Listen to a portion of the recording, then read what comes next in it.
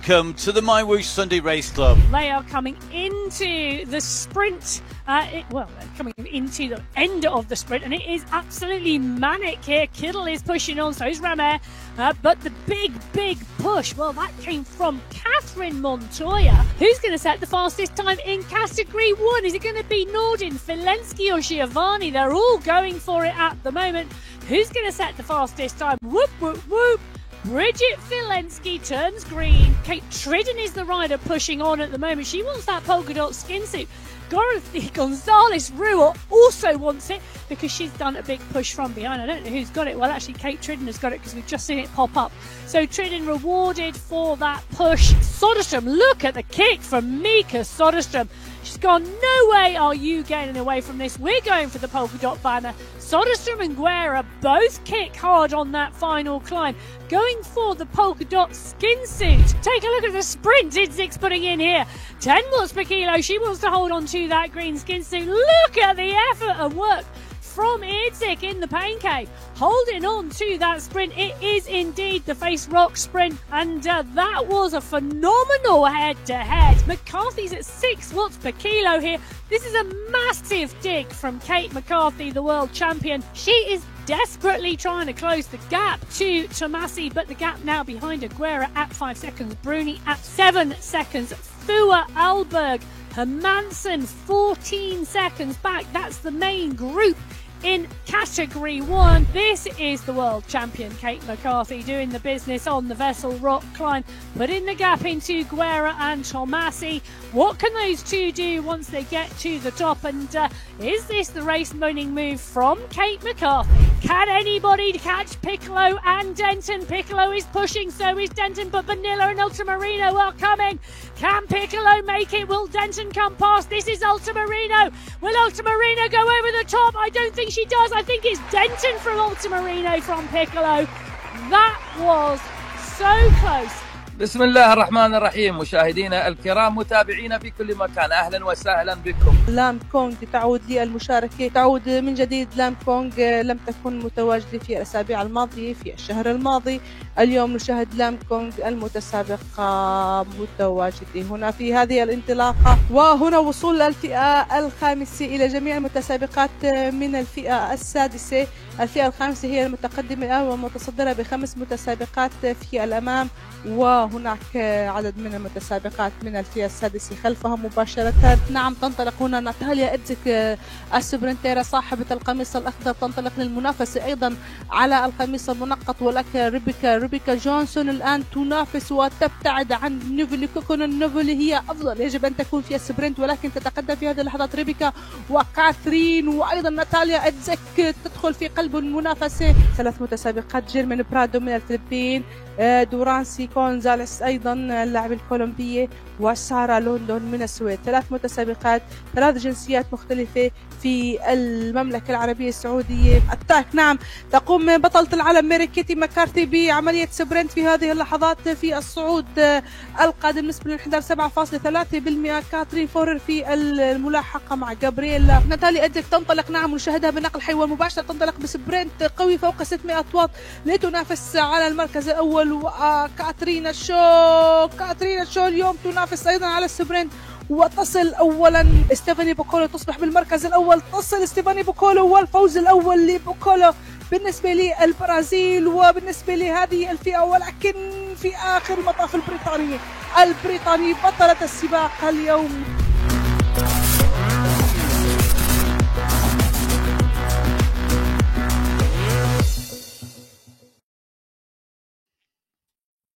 So hello and welcome to the My Whoosh Sunday Race Club. It's qualifier race number 2. And as you can tell, it's not just Emma Martin in the studio.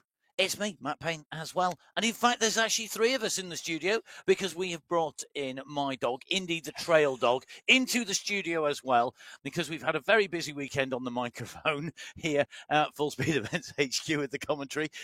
And we were on the UCI Snow Bike, the absolute complete opposite of the Sunday Race Club, with people riding down mountains on mountain bikes on a snow slope. So you're feeling dog guilty, aren't I'm you? feeling guilty that he's not really had enough time, human contact. So he's now going to get overloaded with all of our riders on the Sunday Race Club. So he will be cheering you on with wagging his tail in the background. Well, that is the plan. Hopefully it'll work. He's got a lot of wagging to do because our riders have got a lot of pedaling to do today. We're in Colombia and we have a beastie of a course. Well, we do. Look at this. 50.3 kilometres of racing, 492 metres of climbing. Come out, start pen, and quite quickly there is a rise facing the riders, and then a long transition to the Santa Fe Sprint, the Coffee Plantation Sprint, the Wax Palms Sprint, and the Mompox City Sprint. Those bridges, ever evident in Colombia along the way, will cause a little attrition to the group. But the main part of this race, 44.9 kilometres, at that point, well, the climb, 4.9 kilometres with an average gradient of 6%. It's categorised as a Category 2 climb, and that will take us to the checkered flag. It's a long route. There's a lot of bumps on the way. Yeah.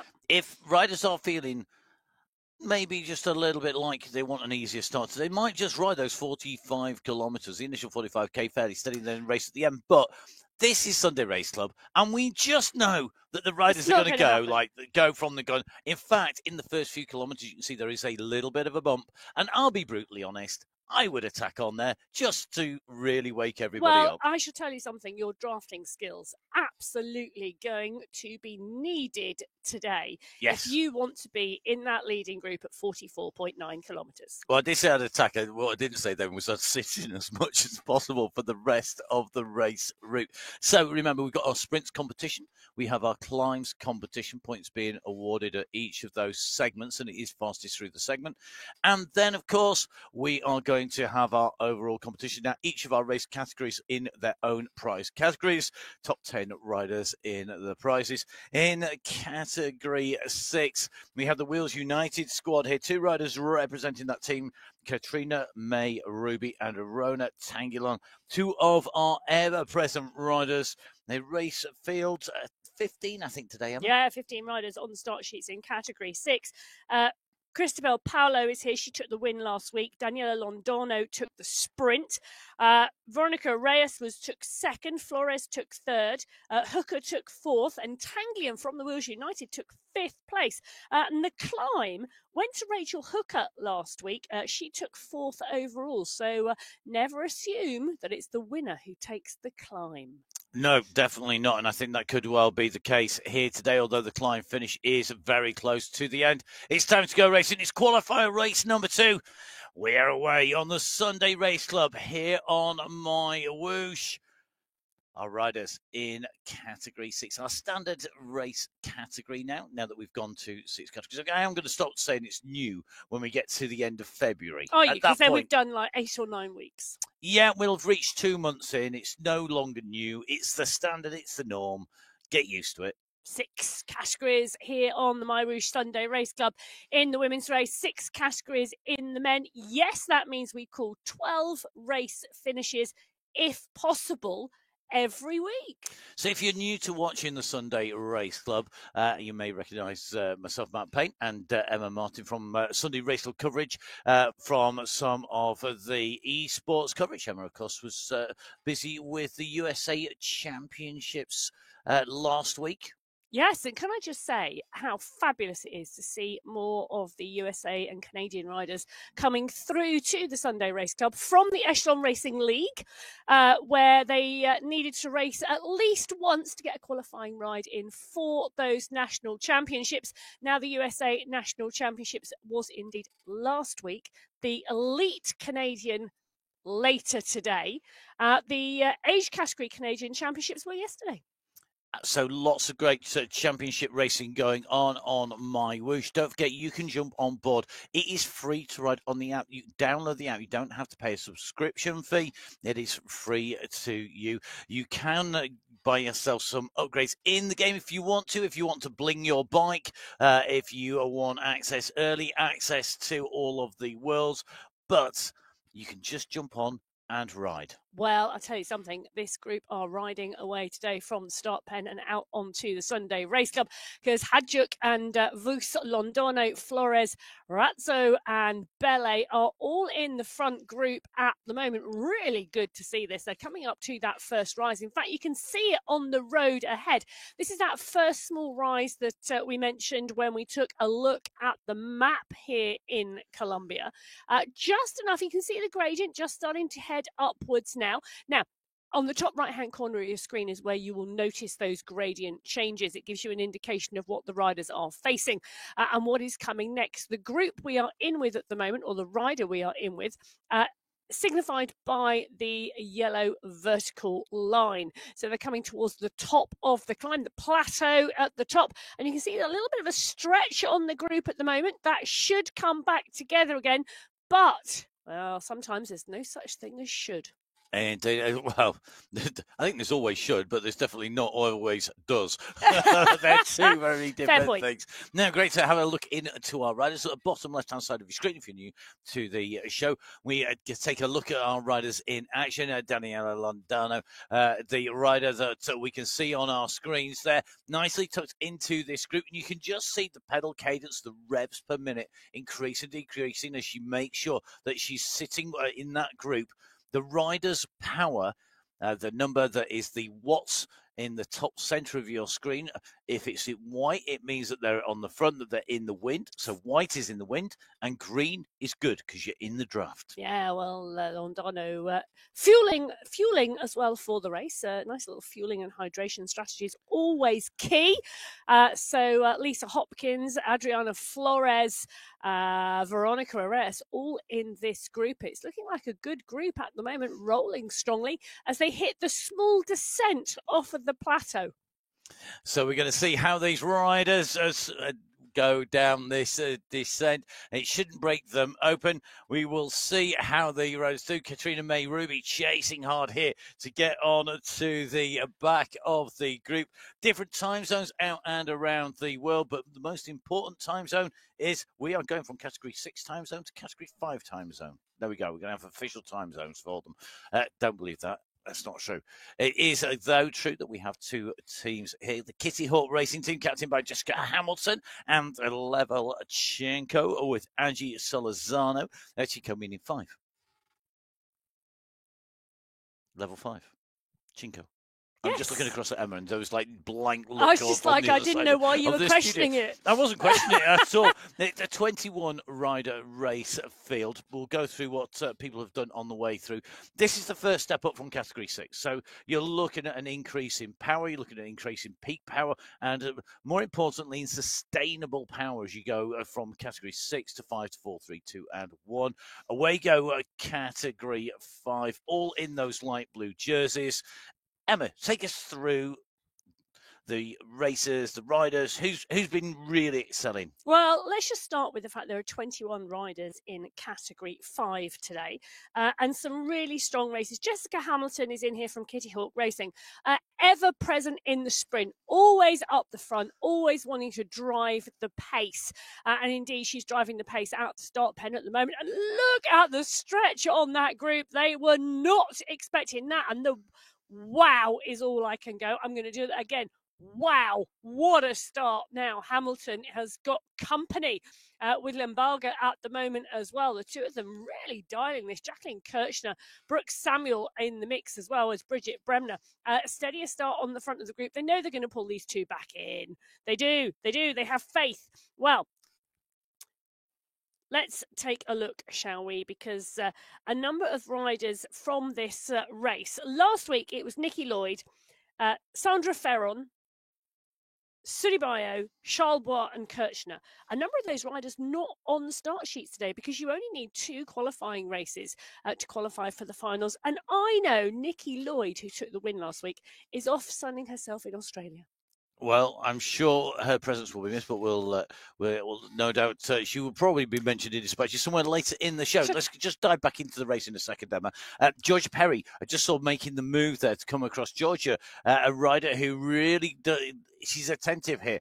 You've got your 2 riders going up the road, trying to keep the pressure on really hard into this first climb from the start. from that kilometre zero in, going over that 1K marker. Perry very quickly coming across, wanting to come back together. Bremner doing the same. Real regular riders, but they know you do not let that gap go. Well, yeah, and I know, and it is a really great move here by this group, and really controlled move, because there was no panic from the group behind when Jessica Hamilton went down the road straight out the start pen. You know, it's been a very steady pull back, and Quap, she rode brilliantly last week, I tell you. So it's really good to see the Canadian rider coming to the fore and really working here to bring the group back. Areas is here, Sarasu, Bremner, Giraldo. The tail on this group, though, is really long already. He's really stretched out, so instigating the move, kicking away with Hamilton. Then the group comes together, then it breaks apart. The chase comes on. These riders really having to pay attention here today. And to say that this is a long race route today over 50K, I have to say it's very, very interesting to see that the way that these riders have opened up the gap, opened up the distance here, and already putting in air between themselves and the riders behind. That's going to make them work really hard. Our riders in Category 5 go over the bridge, as some of our riders in Category 6 are about to go underneath the bridge. You can see that by the purple dots on the map moving across behind and underneath that bridge that the Category 5 riders go over. So Category 5 and 6 moving across, purple discs representing Category 6, blue discs Category 5, and it's the same as we go through the rest of those race categories. Now we're going to drop in with Amy Sudabeo as we watch this group here. She's tucked in on the back of this group, not panicking, taking that calm approach, and it's very early to be hitting out and putting the pressure on. Jessica Hamilton on the front is putting the pressure on. Amy here are looking very much controlled. I'm liking the fact she's got the drink station already there. I'm trying to count bottles, but I think there's three water bottles there. Keeping hydrated, really, really key on a race of this duration. Yes, absolutely. And starting early, because if you want to have started before you've got on the bike. Yes, you don't want to get on the bike thinking, I've not hydrated. You need to hit that hydrated moving through. So Category 6 on the road, Category 5 on the road. Our next group waiting to go. It is Category 4. The Category 4 riders all in red jerseys at the moment. We've got two teams represented, the Pedal Queens with 3 runners, Gina De Grazia, Novelin Kekkonen, and Tanya Ho-Wyland. Then we have Team Phoenix. They have 4 riders, Camilla Zulaga, along with Danny Giraldo and Elena Lopez, along with Catherine Tonkinson. So 4 riders for Team Phoenix, 3 riders for the Pedal Queens. And as we've moved through categories, we've got bigger and bigger race fields. 35 riders on the start sheets in Category 4 today. Hannah Pekakova is here, who took the win last week. Kekkonen and Holweiler were 3rd and 4th. Salgado took 5th. And Rebecca Johnson took 2nd place in Category 4 last week. Isaac taking that sprint. We saw her in the rewind earlier on. And take a look at this. The pace coming out of the start pen, really strong. But it's a big pack of Category 4 riders, and they are rolling together out of the start in Colombia. So the big pack on the move already. 2 riders dispatched off the back of this pack. And the speed at the moment, 39 kilometres an hour. You can see that on the left-hand side of your screen. The speed our riders are travelling already, having covered 500 metres of this 50.3 kilometre course. Left-hand side of your screen, that radar view and the speedometer or the velocimeter, depending on which way you want to talk. Basically tells you how quick they're going. We've got the radar view, so where our riders are on the course. Each disc is a rider. If the riders are together, those discs pile up on top of each other, and that's what you can see at the moment as these riders go around the left-hand turn. The riders we're watching in the centre of that radar view. Top and centre, the riders' stats, so how far they've gone, the power they're producing, their power-to-weight ratio, watts per kilo. We have the elapsed time, the heart rate, and the cadence or pedal revs. We have on the top right-hand side of the screen the gradient, as Emma said earlier, with that white line indicating the terrain moving from right to left on the screen in towards the center of the screen, the percentage gradient, whether that's up or downhill, the zone that the rider is riding within. Zone 1 is riding along, having a chat and eating an ice cream. Zone 6 is feeling like you're being turned inside out on your absolute maximum. A little bit lower down, you can see the riders around the riders we're watching. We are in with Karolina Ciezykowicz. Now, Ciezykowicz, the rider there, you can see the Polish flag, the white and red flag. That's the national flag of the rider who's racing.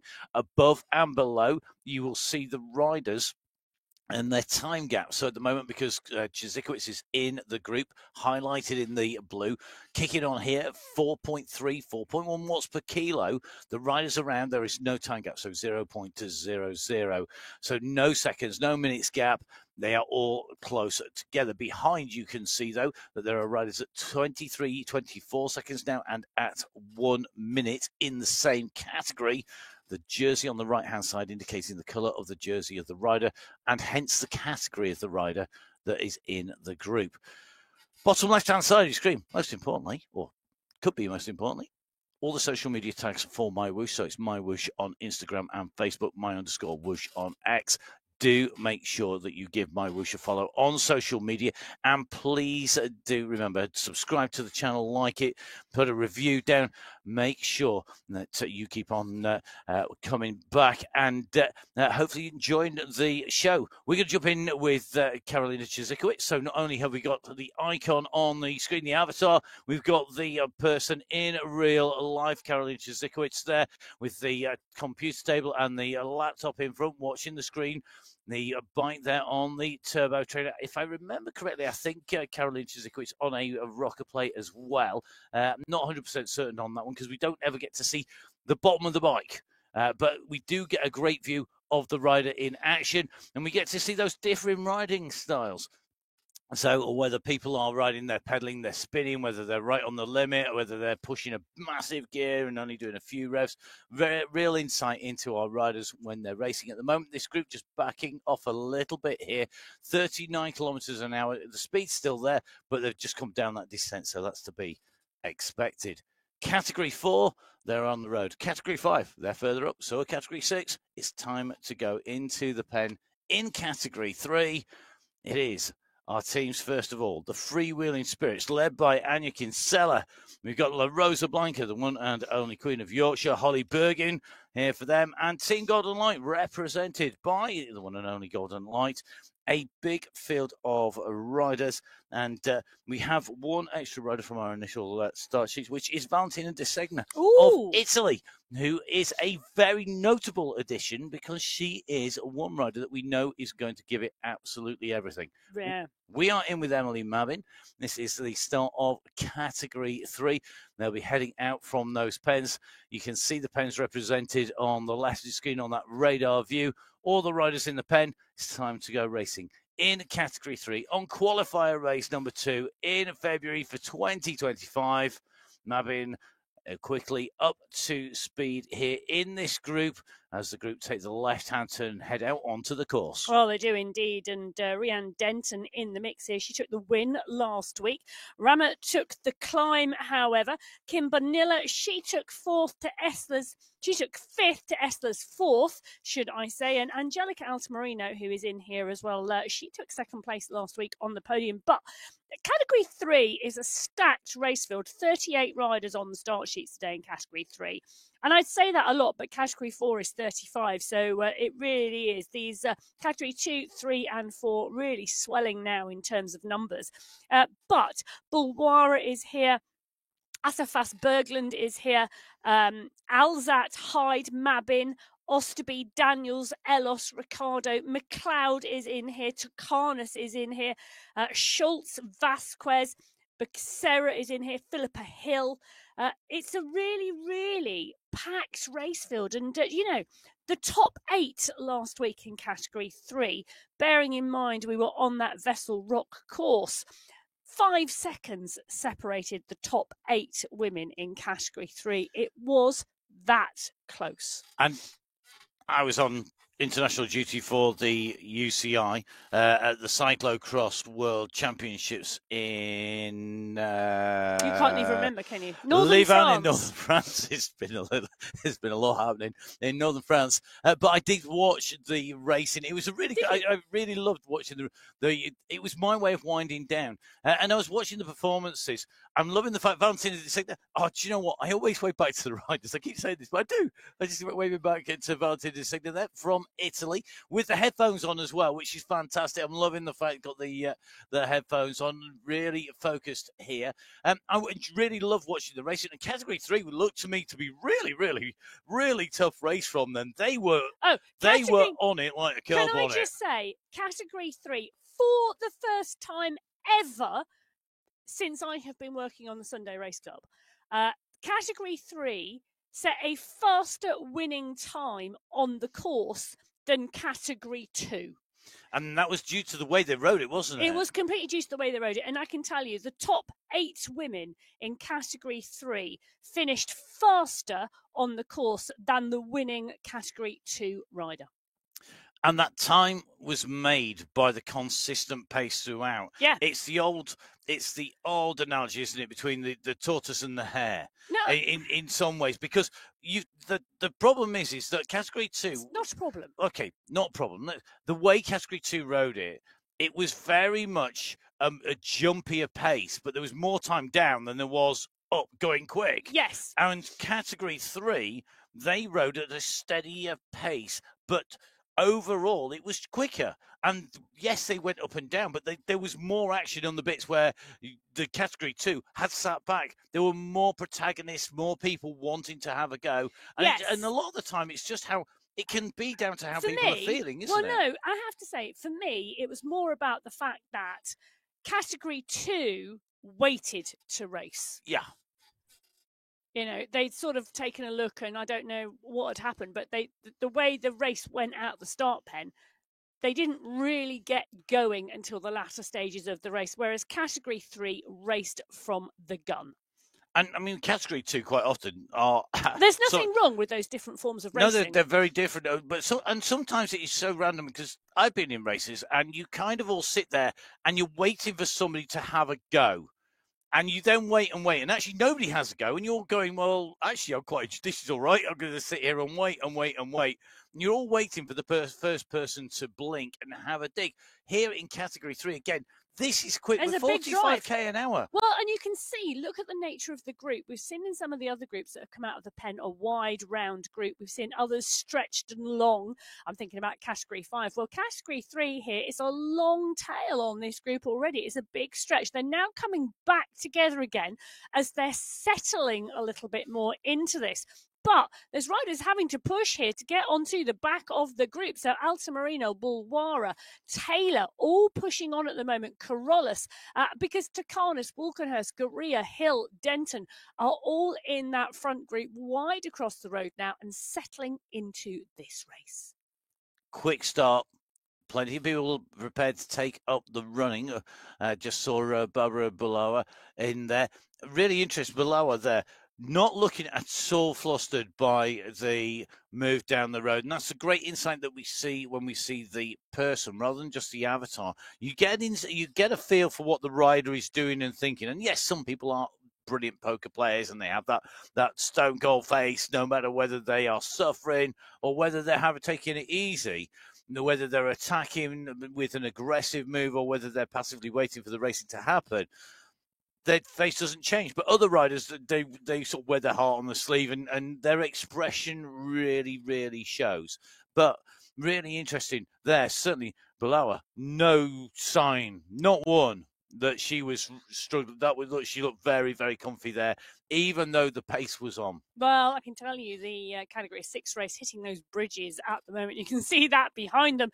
The climb up and on to the top of that bridge. They're at 10.4 kilometres into the race. They're 600 metres off the first sprint on this course. And the sprint comes at the top of that climb.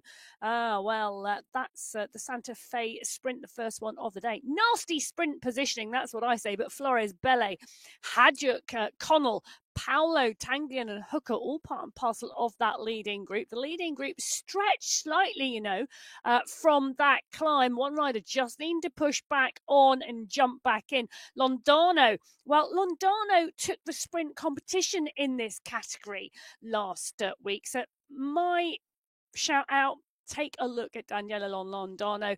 That run into the back of the group could well be very deliberate. Lisa Hopkins, great to see her having made the cut into this group as well. So here we go. This is the run into the sprint. Remember, prizes for each sprint segment today for each of our categories.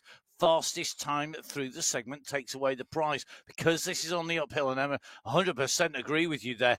The running is critical. This is a sort of sprint where not only do you need to be in the group, but you need to be able to push as well. And you can see here, Londano is going to come on towards that group. If she can make contact and then go through that, she will have advantage. But it's a big, big gamble here because she's not made contact at the start of the sprint. She's having to put the effort down. There's a bigger group in front where riders can go from the back to the front. This is going to be tight between them. Arias goes off the front here. This is a very difficult way to take the sprint win. And the positioning of the sprint, it may be mean, but my goodness, it's genius because it really makes these riders think about how they attack this.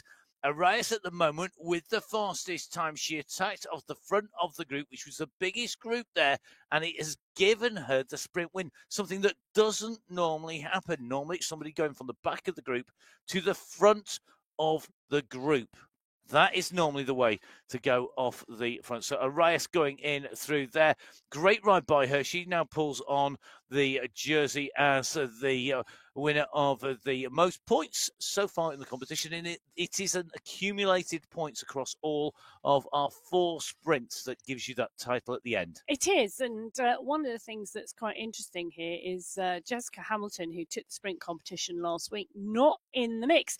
And that's because she was struggling on the climb before the sprint. So that placing of the sprint today, well, really making a difference in this category 6 race. So Veronica Arias taking that sprint, Daniela Londano coming through for second, not taking the win. Can I ask you a question? Because you're obviously not obviously, but you're a coach as well. In fact, I'm going to hold that question. I have a question in my head. Wait about till that the category 2 has because started. we will see some other riders going through that sprint, hopefully as well, because I really love that sprint positioning. Let's dive in with our riders in category 2 first of all. Now, a number of teams represented here. CD Racing Team, Anna Caramello representing the CD Racing Team, the core squad, the biggest squad here today in terms of riders. Dorothy Gonzalez-Road, Joanna Carmen, and Carolina Kokolowicz, all riding for core. Globetrotters represented by Kate Truding, the Recorba Collective by Helen McKay, and the Sunday Crew 2.0 by Stephanie Briggs. They are but a mere entree into today's menu of Category 2 riders. Well, they are indeed. 32 riders on the start sheets in Category 2. We saw the sprint last week between Pia Kuma and Dana Wagner. Kuma taking first place. Kate McCarthy, the world champion, was right in the mix there as well, but it was indeed Kuma who took the sprint. Amanda Poulsen took third place. Kalman from the core team took fifth. The sprint was Kate Tridden from the Globetrotters. And well, it was a great race, even though it was a steady start with the 0.15 of a second separating the top 2 on the line. Next to nothing, a real sprint finishing with Julia Montgomery here as we leave the pens and head out, leaving only our Category 1 riders waiting in the pen for their race start. Category 2 on the road. They're trying to work their way up. And although there aren't any prizes for taking away the overall win when you cross the line, there always seems to be a will to be the first rider in and over that finishing line, irrespective of the category as well. It's that little bit of motivation there, I think, that whilst it's not rewarded with actual prizes, is there for people, and they do want to try and take away that prize. Well, yes. It's all competition is good competition. Ooh, I'll let you say that. On the Sunday Race Club. On the Sunday Race Club, yes. Well, Julia Montgomery in the mix at the moment. The Swedish rider. Oh, it's nice and sunny there. It is, isn't it? It's beautiful. But the Swedish Cycling Esports National Championships took place on Friday. Congratulations to Mika Soderstrom, who took the national title. Indeed, congratulations indeed to all of the medalists in the Swedish Championships. Now, just in with Julie Montgomery, they're quite comfortably tapping out the rhythm there. I noticed in the background, behind, the big screen TV, where she can't see that, actually had Sunday Race Club playing as well. So somebody in the background, I'm using my detective skills here, somebody in the background watching the racing at the same time. Great to see our Category 2 riders away. This is I do say this a lot. I really like Category 2. I always say Category 2 for me. It's the top of the, it's not the elite Category 1, but my goodness, the racing is hard. It's furious. These riders are world class in Category 2. Do you know what I also want to say about Category 2 racing? Sometimes it's cagey. Yes. That's a good word for it. It's cagey, and it is thoughtful. It is that nice mix between tactical and, do you know what? I don't need to be a pro about this race in terms of being cynical. So it's the last category where you don't get so much cynicism. The elite category is more cynical. No. I'm not sure I agree with that assessment, but then you cannot agree, but I still think it. We don't need to agree in the studio at all. Kate Tridden, I agree. Kate Tridden took the climb competition. And one of the things I'm really loving at the moment, because you sort of think, well, we've put the sprint competition in play, we've put the climb competition in place. There are now climbing segments and sprint segments and an overall climbing competition and an overall sprinting competition. And particularly with the climbing competition, I often think you assume it's going to be the top riders who are fastest up the climb. But it's not always the case. Kate Tridden took the climb competition last week. She didn't finish in the top 5. We've seen that again, in Category 3, Ramert took the climbing competition. She didn't finish in the top 5. So it is open, more than you think. But it is course dependent. So, for example, today, let's say Dorothy Gonzalez-Ruhr is in the mix for the win. Because of the way the course is, the only climb, today's climb competition is not multiple climbs, it's one climb. And that one climb is on the run to the finishing line. I think today that will change. Today, it is going to be about, if you are going to take the win, you are going to be doing that on that climb. That's definitely going to happen then. That is where you're going to take away the top spot. I think today will be a day where the climbs are going to be decided by those people who are fighting it out. It's like one of those Grand Tour stages where it is a decisive day and it's on the climb and it's a mountain top finish. That is today. Now, Category 1 riders. Our last group to head out on the road. Ablock International, represented by Maria Holcroft and Nelly Larsen, team of 2. The Supernova team of 4 riders. Amelia Van Hove, Francesca Tomasi, Roberta Bassoni, and Sophie Giovanni. The Sweat Sensations, 3 riders representing them. Amelia Velt, Catherine Foot, and Merle Bruni. And then the Thundercats have 4 riders on their squad: Gabby Guerra, Kristen Kolczynski, Marlon Bjarhead, and Selene Colombi. The rest of that race field: Bridget Falensky, Camilla Alberg, Cornelia Engstrom, Elizabeth Van Heuling, Elise Gallegos, Jessenia Menezes, Kelsey Jade Van Short, Lisa Hermansen, and Stephanie Sedgwick, all on Can those I just start say one lists. thing?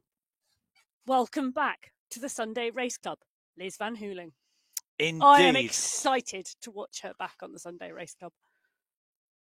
You get excited by everybody on the Sunday Race Club. No, it's so good to have her back. I've loved watching her and Elise Gallegos through the Echelon Racing League, and it's so good to have both of them in the mix here on Category 1 on the Sunday Race Club. But Francesca Tomasi, for me, has been a revelation since she joined the Sunday Race Club. Look at that! Do you know what this reminds me of? This reminds you and me meeting to come into the studios at Full Speed Events here, into the commentary studios. Tomasi, straight up, let's go get him. Come on, let's go. The rest of the bunch are like you in the morning here at the commentary studios. Oh, yeah, I'm here. Oh, yeah, I'll get up to speed. But then when you're up to speed, you're like 120 miles an hour. Well, but my goodness, it takes some doing. Tomasi, boom, out the gun. Let's go. Let's have it. Quick response from Guerra, quick response from Bruni. Well, the rest of the bunch are coming, but they're taking their time. Well, I'll tell you a couple of things. One, the rest of the group in Category 1 really respect Francesca Tomasi. She's come into the Sunday Race Club. She's a relatively new rider in here. But boy, has she made her presence felt. She's also trying to work out how to beat them using different tactics.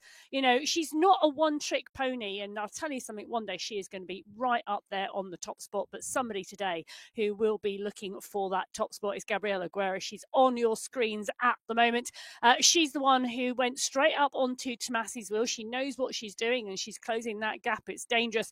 Roberta Bassoni is in the mix as well. Nelly Larson, Liz Van Hooling, Merle Bruni, Sophie Giovanni are all in the group. And the group, you know, already on that small climb, it comes at around 900 metres from the start, and the push is on. This is a great opportunity to eliminate anybody who wasn't warmed up. A great opportunity to drop somebody off the back of the group or put somebody so far into the red, they're going to take a lot of time to recover. So basically, if you're there, you're with it, you know that you start really well, then you need a bit of recovery. So I always start out on a ride really, really well, and then I need a bit of recovery, and then I go well a little bit later on. For me, this course is suited to that. You go hard, you maybe put somebody in trouble, you might not see them. You've eliminated one of the competition on the very first few kilometres, or you've made them suffer and made them question. And there's so many head games going on in this bunch as well. I think that's one of the real things about Category 1. Because the differences between the world-class riders are so small, the mind games are more important, or as important than the physical abilities as well. Well, yes. You have a bad head day and you're in trouble. They are just as important. But Jacinia Menendez is in the mix at the moment. Roberta Bassoni, we just had her on our screen. Maria Holdcroft is here as well.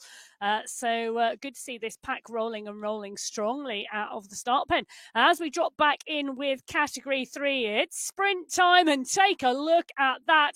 Hanna Pekakova from Category 4 currently with the fastest time on the sprint at the moment. But I've got an inkling Bridget Kindle is coming. She's absolutely motoring. So is Ramit. It's going to be so good because Senya's going as well. And the question is, who is going to take it? At the moment, it is Lee-Sophie Ramer who is in that green skin suit, setting the fastest time through the sprint and taking the sprint in Category 3. Can I just say that the first 9 riders, or the fastest 9 riders in that Category 3 sprint, well, they are now the fastest 9 riders overall in the sprint competition through that segment.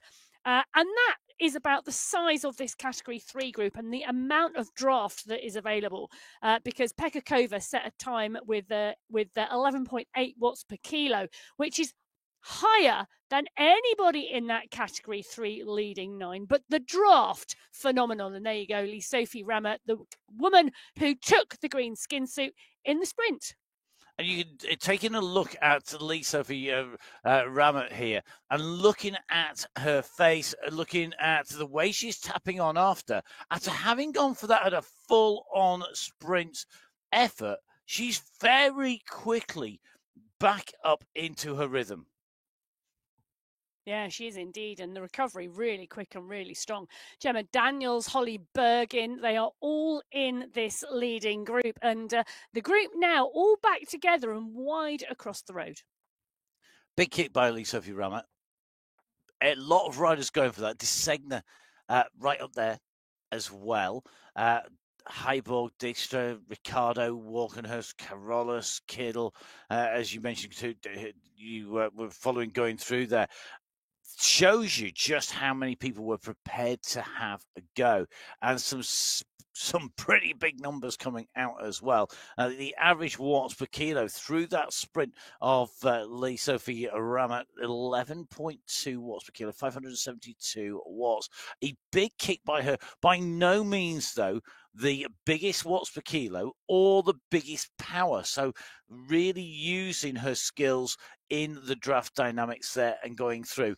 And interesting, that was a big group at the same sprint where we've seen previous categories split. Yes. it didn't split. It did come back together again. And we dropped back in with category 1 and we're in with Jacinia Menezes. But Marlene Bjarhed is in the mix here. So is Lisa Hermansson. And we should say congratulations to them because Bjarhed took second in that Swedish Championships. Hermansson took third. So Soderstrom not with us today, the champion from the women's race there. But the podium riders are indeed in the mix. So a great racing on those Swedish championships and in-person championships as well. So the riders together. Category 1, the race is on. We've just seen category 5 also, category 6 with the racing on as well. So the riders furthest up the road, category 6 already racing, those groups splitting. Category 1 here, the pressure is on. We're in with Liz van Heuling. Liz van Heuling, although for people who have maybe started watching in the last year or so, not a regular face, Liz van Heuling, nearly 3 years ago now, one of our really regular riders. You can see her here on the screen. The fan is going very, very focused on the screens here, sitting with this leading group, following the wheels here, making sure that she's in position. Very experienced rider, and it's great, as you said earlier, Emma, I agree, great to see her back in, and I think a rider who, with her abilities and her mental strength, could really, really start to put people under pressure as we move in through 2025. And she knows what wheel to follow, and she knows her positioning on the pack, and she knows exactly where she should be, and she's not afraid to do the business and make the racing. But Fua, Guerra, Tomasi, they are all going to have to keep their eyes out, and the other person they're going to have to keep the eyes out for is Kristen Kulczynski. Defended her USA Cycling Esports National Championships title last weekend, and back in the mix, and the form, I can tell you from watching that race, is absolutely back. Well, it was a great race to watch. You can watch it back on the My Whoosh YouTube channel. Don't forget to subscribe to that. We're watching our Category 6 riders go through the sprint there. This the second of our sprint segments. So the Coffee Plantation sprint. Daniela Londono taking the sprint there as she went in and through a little bit further back. And it is only a little bit further back behind Category 6, Category 5. They're also through that self-same sprint section. They are indeed. And if you take a look at the bottom left-hand corner of your screen, you can see how close the leaders in Category 5 are to the leaders in Category 6. The packs are rolling. The purple Category 6 riders just ahead of the light blue colours of the Category 5 group. And Gaviria, Quapp, Perry, Sudabayo, Hamilton in Category 5. They've got Category 6. Well, the leading group in Category 6 in their sights. And they came out. We saw that with Category 5 out of the pen. They came out, and then we saw the moves going. They were down the road. They all clearly were up to race from the moment they started. They're onto this bridge over the gorge here that spans across from one side to the other. This is a brutal section. It's 6% on here. There's 6 real percent.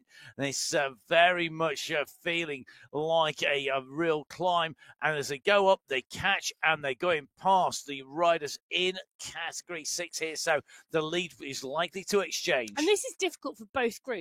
You've got to think about this. They are two significantly sized groups on the road at the moment, and it is now getting messy, I think is the best word to use. And Good this description. Tactically, you've really got to pay attention here, because this is really easy now for the Category 6 group to split, because the Category 5 riders get mixed in and you miss a wheel or you don't follow the right wheel and you think you're there but you're not. They've gone. You've also, in the Category 5 race, you've got to try and come through a group as a group and not get distance from your race. So at this point in time, this is a very difficult, technically, strategically important part of both of these races. And all of those dynamics are exacerbated by the fact that we've hit this on this bumpy section as we come through the gorges, over the bridges, because we've got that rise, we've got the fall, we've got the compression of the group as the speed drops, we've got the expansions of the groups as they go down into the descent. You've then got the compression as you go over the next climb. You've got the difference in power to weight that is made more by the fact you're going uphill. It's reduced when you're talking about aerodynamics being more important than being in the draft on the downhill sections. All this mixed together means, as you say, Emma, that it's not just going to be messy. It's also going to be very, very chaotic because there's so much going on all at the same time. At the moment, you can see that the lead has been taken by the Category 5 riders who've caught and gone through.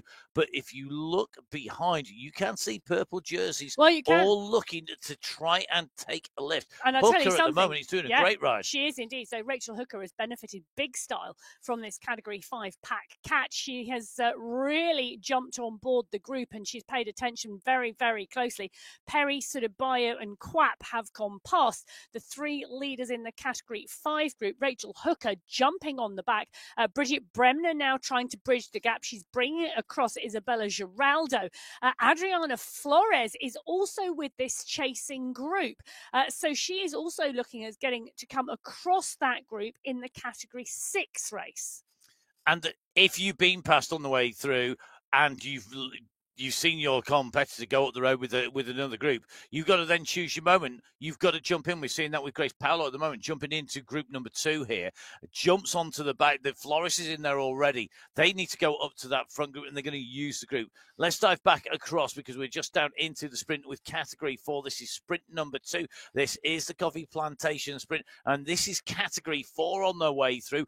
Big sprint going through there from Becca Kova. She goes through. It's going to be a good result for her. I think Idzik in the mix as well. Do you have the results there, Emma? Yeah, I do. And Pekka Kova takes it from Idzik again in Category 4. So Hannah Pekka doing a sterling job today in the sprints. Idzik in 2, Bonilla in 3, Tompkinson in 4, De Grazia in 5 from the Pedal Queens.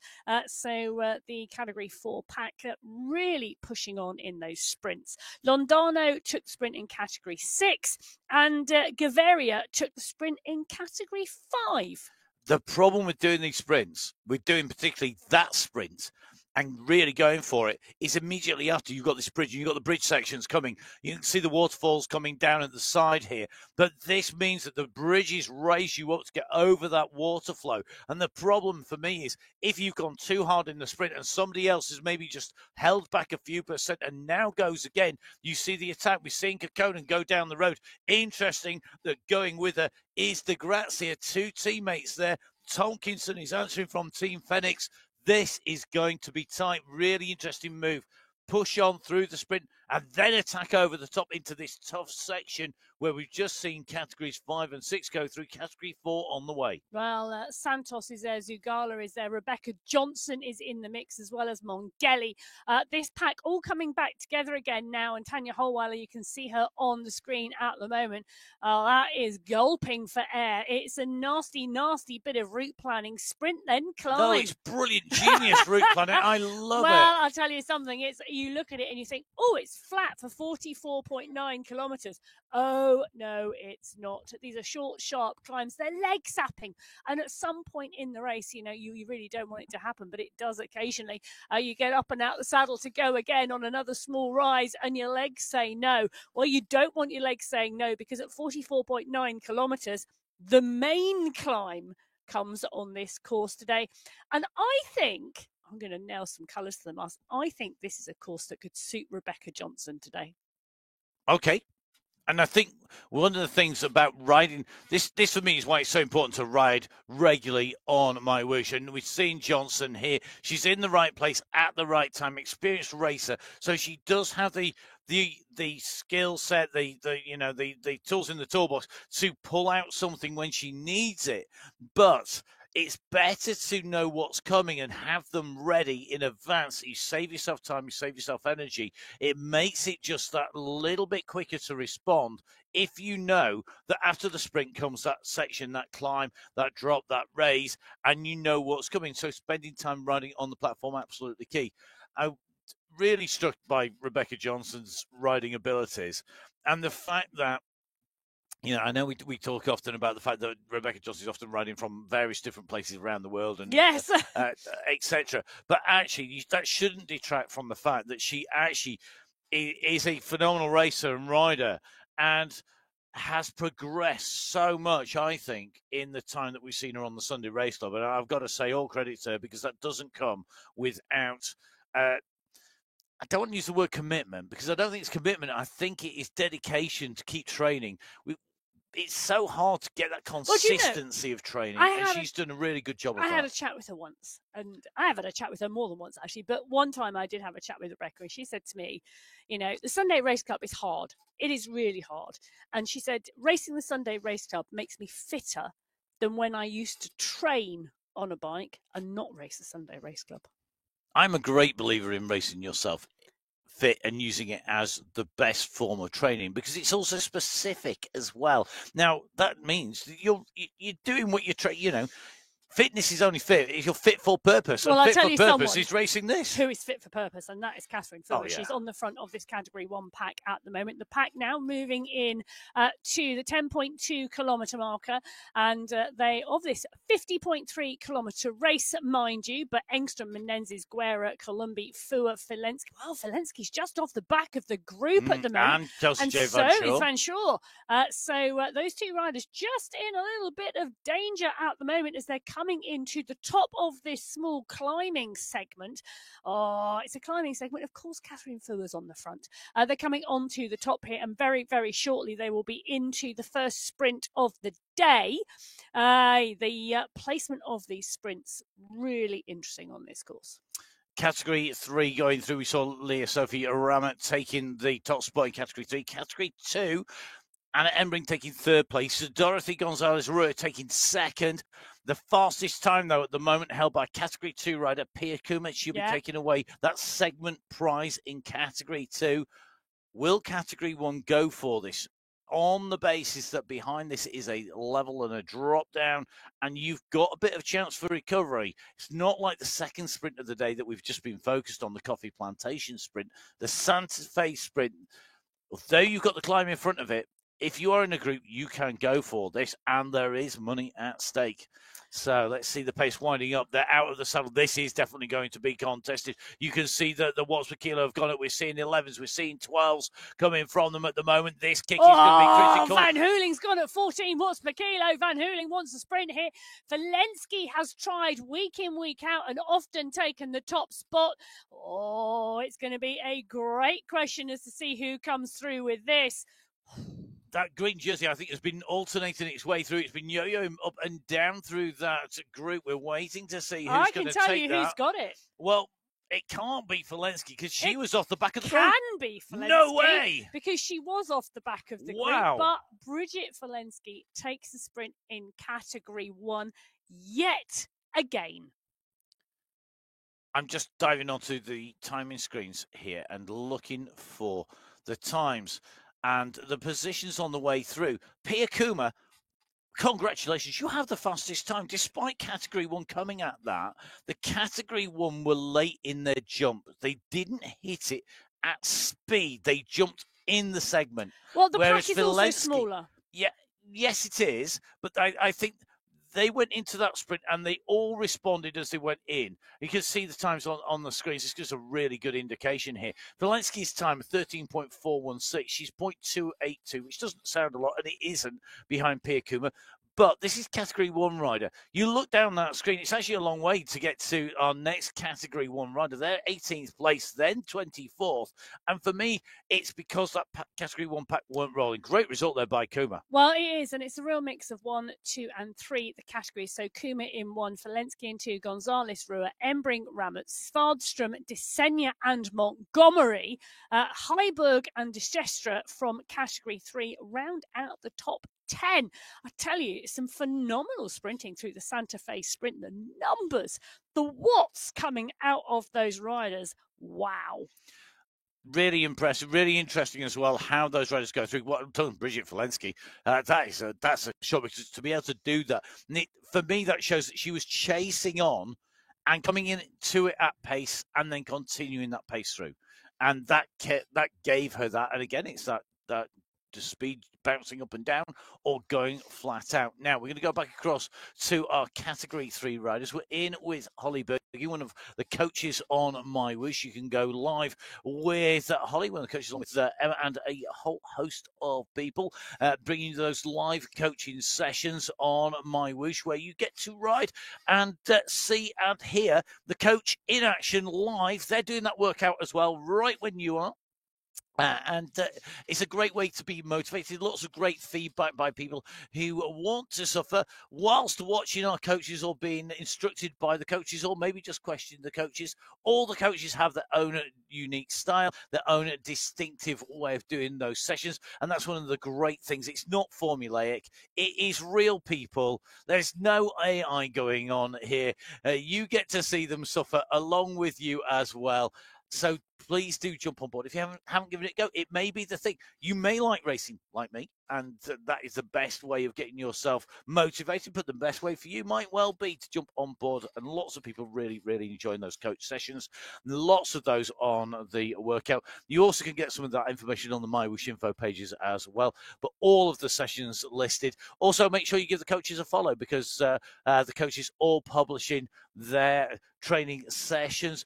Emma, when's your next live training session? I have no idea what you're up to next week. Are you doing anything entertaining you on the coaching sessions? Are you doing lives? Tomorrow. Oh, okay, tomorrow. Tomorrow, at 12:30 UK, 1:30 Europe. That is when we are back on board. But at the moment, the category 1, 2, 3, and 4 on our screen at the moment. Category 1 at 13.8, Category 2 at 17.3, Category 3 at 23.2, and Category 4 at 25 kilometres. Right. Let's take a look at one of our riders who's here regularly on the Sunday Race Club.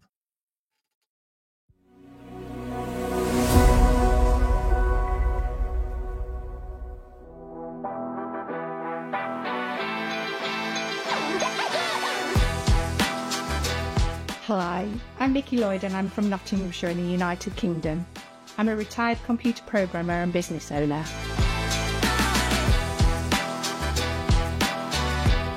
My favourite course on the Sunday Race Club is the Yebble Yays, although it doesn't come up very often. I like that it's a fairly steady gradient on the climb at the end, and I find I can get into a good climbing rhythm.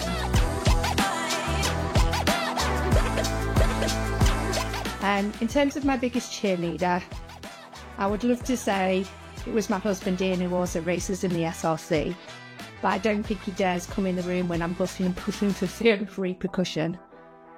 The person who actually cheers me on the most is my teammate Simone, as we talk on Discord during the races. She's very motivational, although I have no idea how she manages to still talk all the way up the climbs.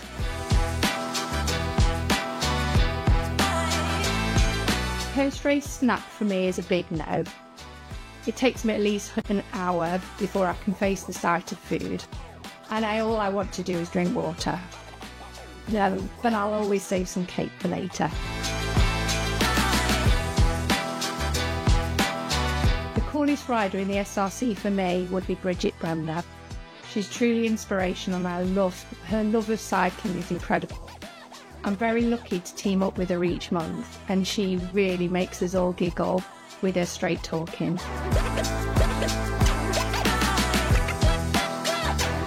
My advice to new riders in the SRC is perseverance. It'll seem really tough at first, but don't compare yourself to others, only compare yourself to yourself, and just watch your own progress each week, and that improvement will hopefully keep you going. If I were to describe the SRC in 2 words, I would say totally brutal. I'll always celebrate my finish every time with a massive woohoo! Just because I'm so glad it's over.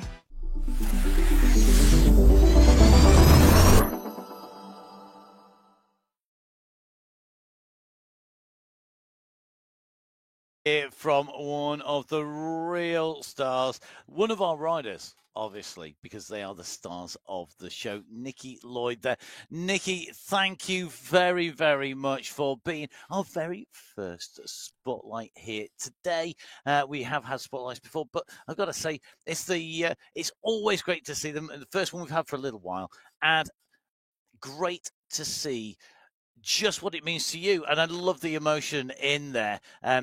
Emma, so much to pick apart, so much to talk about whilst the race is still progressing, obviously, but this is a great time to talk about Nikki and what she's up to. Yeah, it is. She took that win last week in Category 5, which was absolutely fantastic. And then I know she's got on a jet plane from the UK and has headed over to the other side of the world. And while she is over there, I understand, if you follow her social media feed, she has met Bridget Bremner in real life, which she has done before, because they have actually met before. But not only did she meet Bridget Bremner, she has gone out for a ride with Simone Francis and other members of the Petit Four squad who are out there. So friendships around the globe from the Sunday Race Club coming to reality, not just on Discord. And I'm loving the recommendation for cake. Well, yeah, I have to say that was one of the things for me. I'm always interested in what riders do after racing. For me, I'm quite good at fueling during the ride and during a race, but then afterwards, I'm definitely one for a recovery drink afterwards rather than eating food particularly. So for me, it's effectively a protein recovery shake, protein, carbs, really get that straight back down. I kind of got this in my head. I think of it like as a golden 15 minutes. So you put it down as soon as possible. But then after that, I don't actually fancy cake straight away, which is a rarity for me. But I'm liking the saving the cake for later. You don't have to have cake as soon as you jump off a bike. I think it should be obligatory at some point, though, because I quite like the idea. But it's really interesting, those differences there.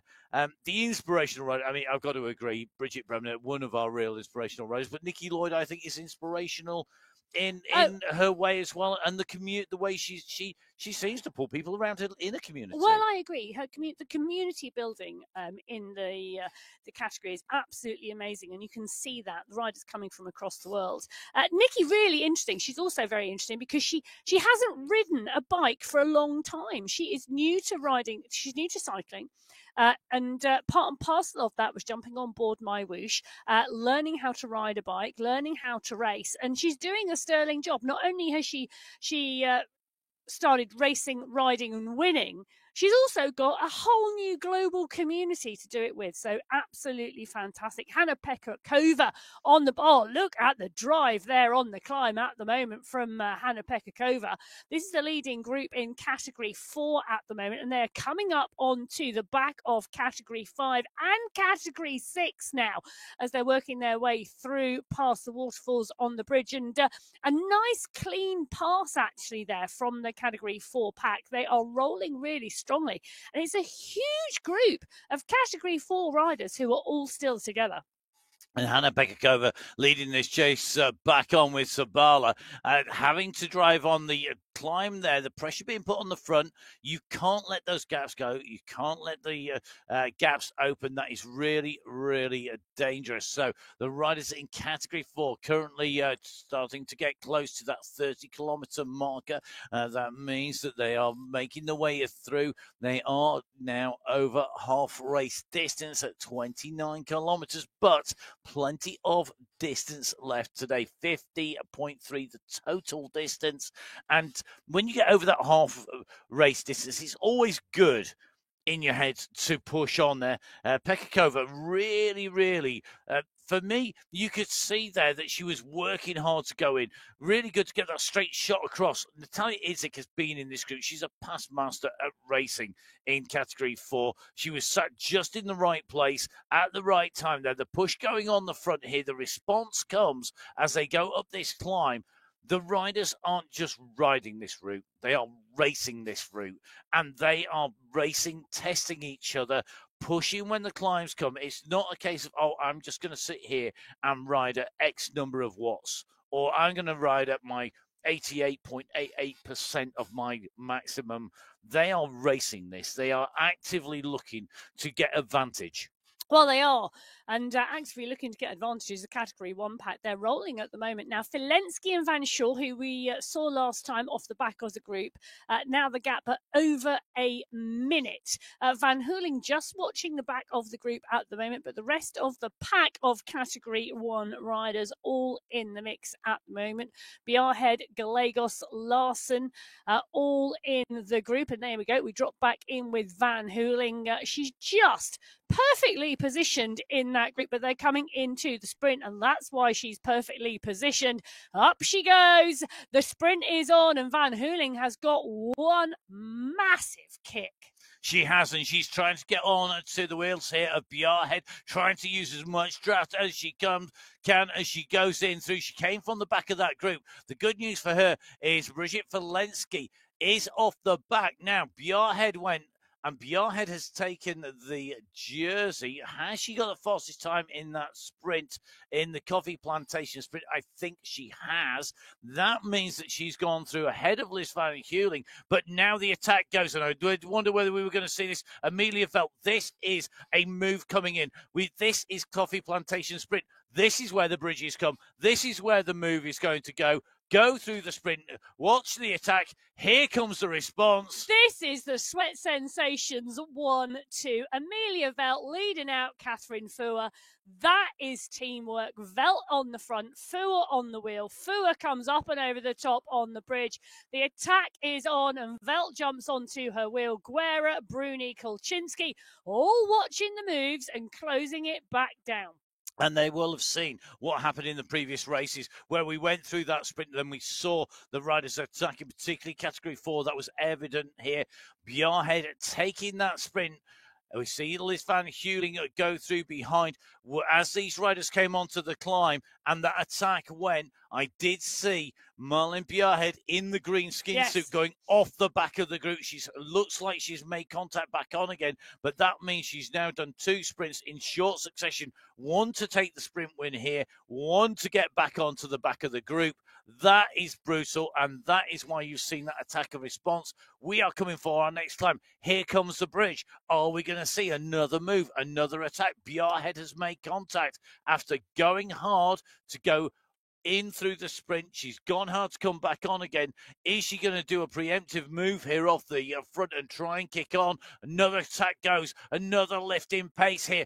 This is where the riders have targeted. They know that this is where they can put the pressure on, and the wind up is coming. It's Tomasi this time who's gone off the front here. Tomasi being chased down, and it looks to me like Guerra is going to be the first rider to make contact. 2 bridge climbs, 2 responses.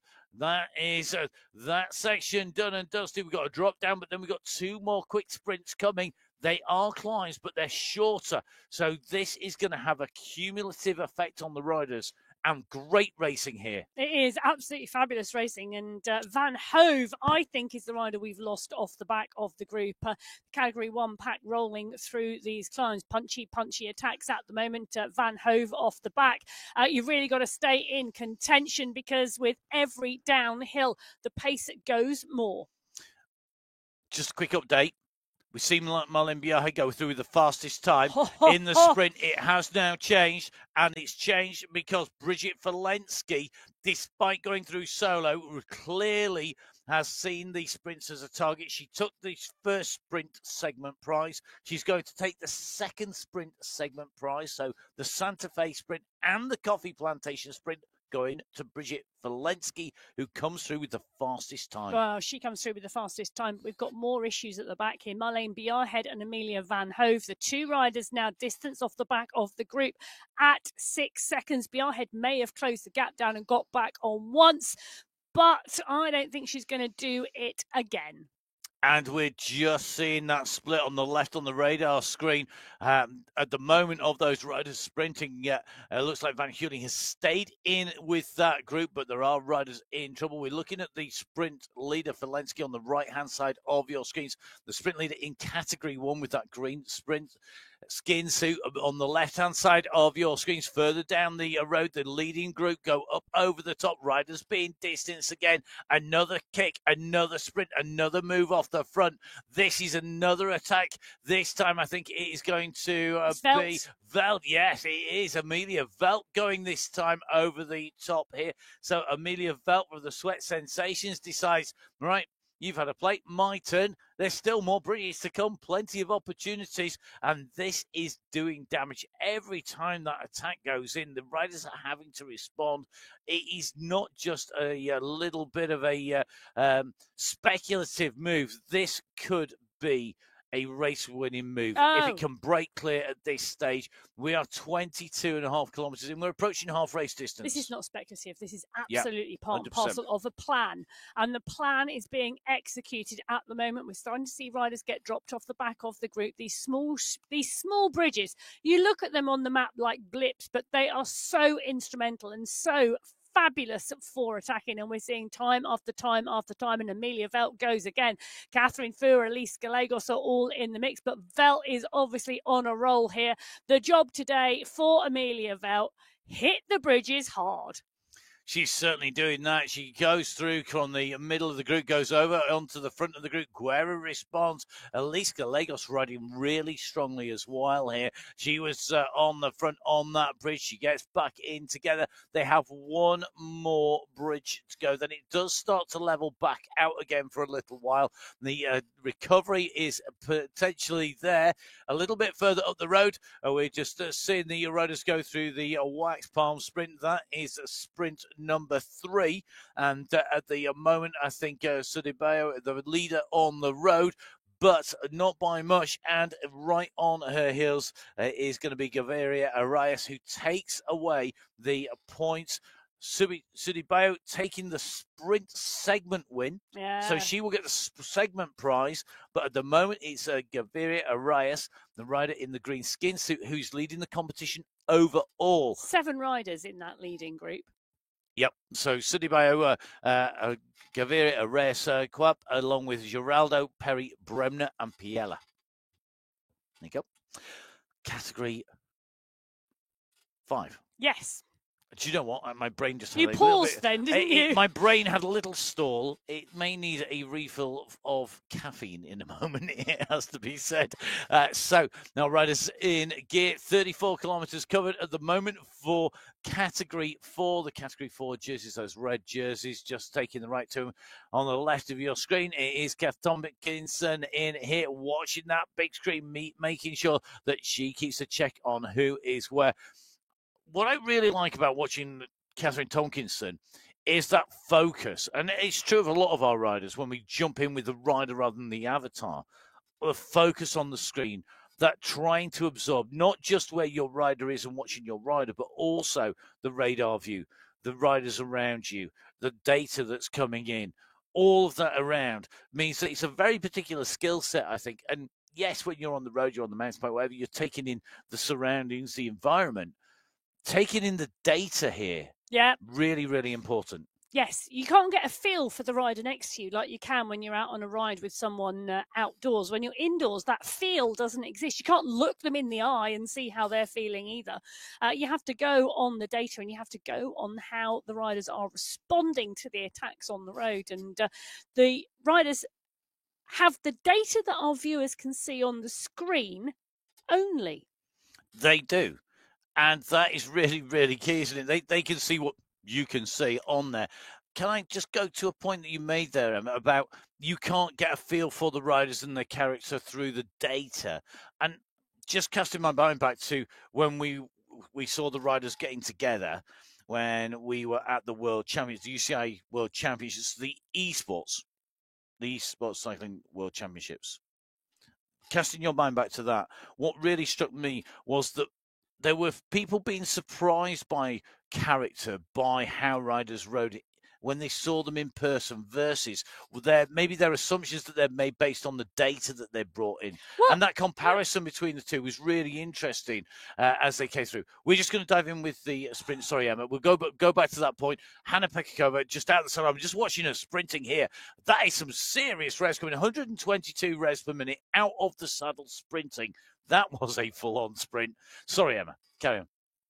Stop. Carry on. I think the moment has passed. No, it's never Anyway, passed. but it has passed because actually Pekka Kova has just shown us absolutely a high revolution sprint. I mean, I was on live coach the other day talking about cadence and was talking about using cadence for power, and an absolute brilliant demonstration from Pekka Kova. 122 revs per minute during that sprint. That was phenomenal. Really, really great to see and drop into that window of racing with her today. Really, absolutely brilliant demonstration. So Pekka Kova now, and interestingly, take a look at her cadence now. She's down to 69. So she's aiming for recovery. So you lift your cadence, cardiovascular. Yep. Drop your cadence, muscular.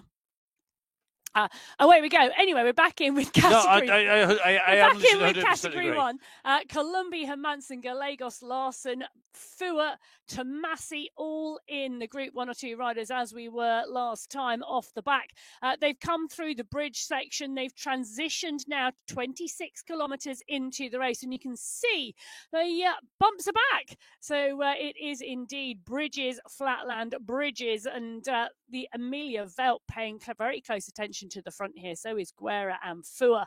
The pace off of the group a little bit at the moment, but category 1 are rolling. Now, one of the things I was going to say, Matt, you alluded to the fact that I said, and I don't think I actually said this, that you can't judge the character of a rider by not looking at them in real life. I think you can judge the character of a person by what you can see in terms of the data and how their avatar responds when you race with them regularly. Yep.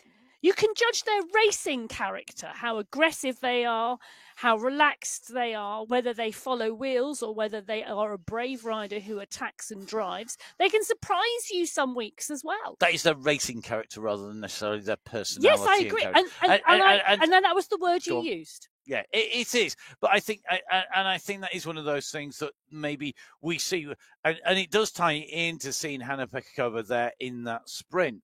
Because you wouldn't necessarily, watching all that data, pick up the fact that she was going to be sprinting out of, when you see somebody's numbers and their sprint cadence, they're in a sprint and they're doing 122 revs per minute. For me, they're likely to be sat down at that point.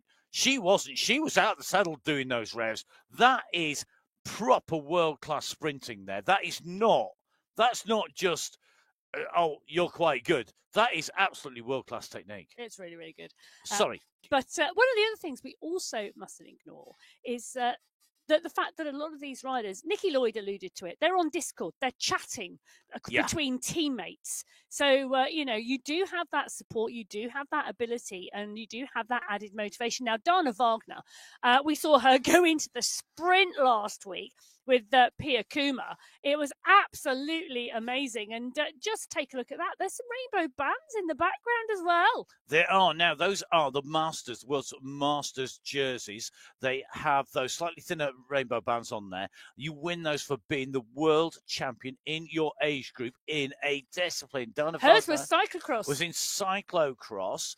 But it's the same jersey across everything. Now, at the moment in cycling esports, we don't have Masters World Championships. I really can't wait till that happens. It's going to be brilliant. Because that's going to be really, really brilliant. And I have to say, we see lots of different categories. We have the pleasure of putting words to the action. Dana Wagner taking her Masters World Champions jersey, put words to the action at the Masters Cyclocross before now in the World Championships. And yesterday, I've raced the Masters. You have indeed, World Championships. I didn't take the jersey like Dana Wagner. No, and I think it's great to see. One of the great things about esports is riders can do this in any age, but it's not just limited to cycling esports. Because yesterday, I think for me, one of the amazing things, we were covering the Snowbike World Championships, the UCI Snowbike World Championships. Can I tell you how fast they can go? Go on, do the speed bit. So, one of the competitors yesterday's top speed on snow on a mountain bike, 165 kilometres an hour. Yes.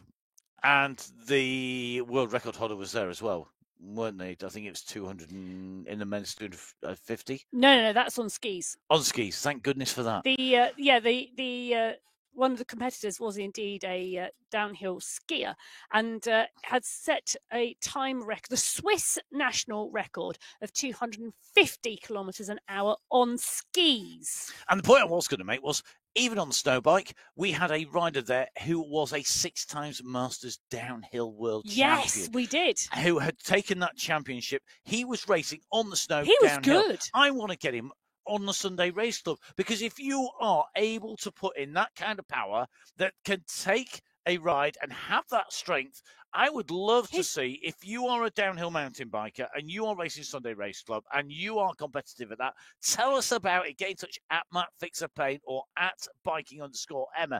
If you're racing in Sunday Race Club, he was amazing because of the multiple world titles he'd taken in the Masters. The last medal he'd taken in the Masters downhill was a silver in the 60 to 64 age category, and he rocks up at the snow bike world championships, and I am not joking, that man's performance was phenomenal. And because of that kick out at the start, that big injection of pace, that rest, that kick, it'd be really interesting to see. So if you are a downhill rider, if you're racing in this category 1 race, if you are ripping it up on the front and you also ride downhill, let me know. I really would love to know whether any of our riders in this group who are attacking at the moment time and time again on these bumps, these rises, are doing the other disciplines at that level. Now, it's not just going out and playing it like I do and crashing a lot. That doesn't count.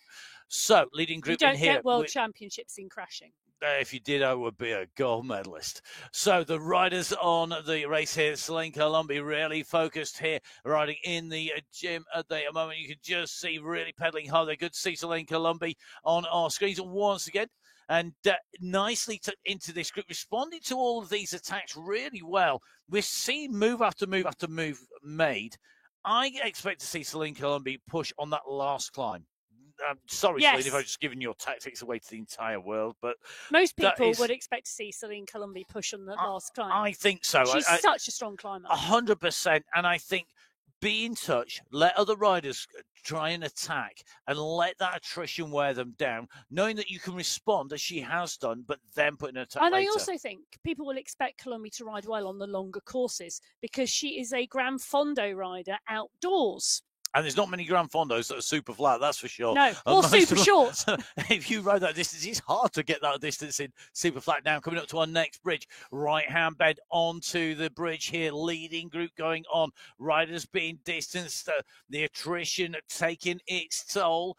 Next attack potentially coming. This is where we've got bridge after bridge. Chance to lift the pace. Chance to put the attack down. Another big injection of pace on the front here. Just seeing Gallegos start to wind it up in category 1 as they go over these bridges here. This is another tough move going. So category 1 on those bridges attacking category 2, 3 and 4. Oh, you've just seen them on your screens. We're going to jump in with category 3 here as we go in through towards the sprint here. And Leah-Sophie Ramet out of the saddle here, really stamping down on those pedals. She's got to keep this going. The effort's got to go all the way to the end here. She needs every single second to make this count. No, look, you don't keep that effort rolling. This is key. That big kick in over the line. Through she goes. Chased all the way there by Bridget Kittle. But I tell you something, Leah-Sophie Ramet holding that sprint all the way through. She takes a deep breath, and I'm not surprised. That was a big, big effort, and she kept it going. How often do we see riders go hard? They can kick early, but it's that final few meters, the last sort of 10% where they just die 1,000 deaths, and then they're in trouble. Oh, they are indeed, and Ramet not in trouble at all No, because she's not in at that all. green skin suit now. Absolutely brilliant working and brilliant sprinting and taking the mix there. But look at the size of this category 3 pack. Now, on the bottom left-hand corner of your screen, they're coming up to the 40-kilometre marker. This is the leading group in category 3. It's a big group. They've just gone past a large group of category 6 riders, some category 5 riders, and there are category 4 riders ahead of them. So this is now really starting to mix it up on the road. But the category 3 leading group, that is a seriously good sized group. 1, 2, 3, 4, 5, 6, 7, 8, 9, 10, 11, 12, 13, 14, 15, 16, 17, 18 riders in that leading group still. And in that group, Leah Sophie Aramat, she takes away the green skin suit as the sprint winner overall. She also has won every single individual sprint segment in category 3. The Santa Fe sprint, the Coffee Plantation sprint, the Wax Palm sprint, and the Monpont City sprint. 4 fantastic sprints from her, resulting in that jersey. She's going to have a nice prize haul at the end of today because of that. And remember, there are prizes in for the climbs, for the sprint segments, for the overall climber, for the overall sprint segment, as well as for the top 10 in the race overall. At the end of the month, there are prizes for our top 7 teams, 3 riders in each team to count. So important to get those tactics right. Category 2 at the moment, just reforming as they start to run in towards the climb at the moment. 26 riders.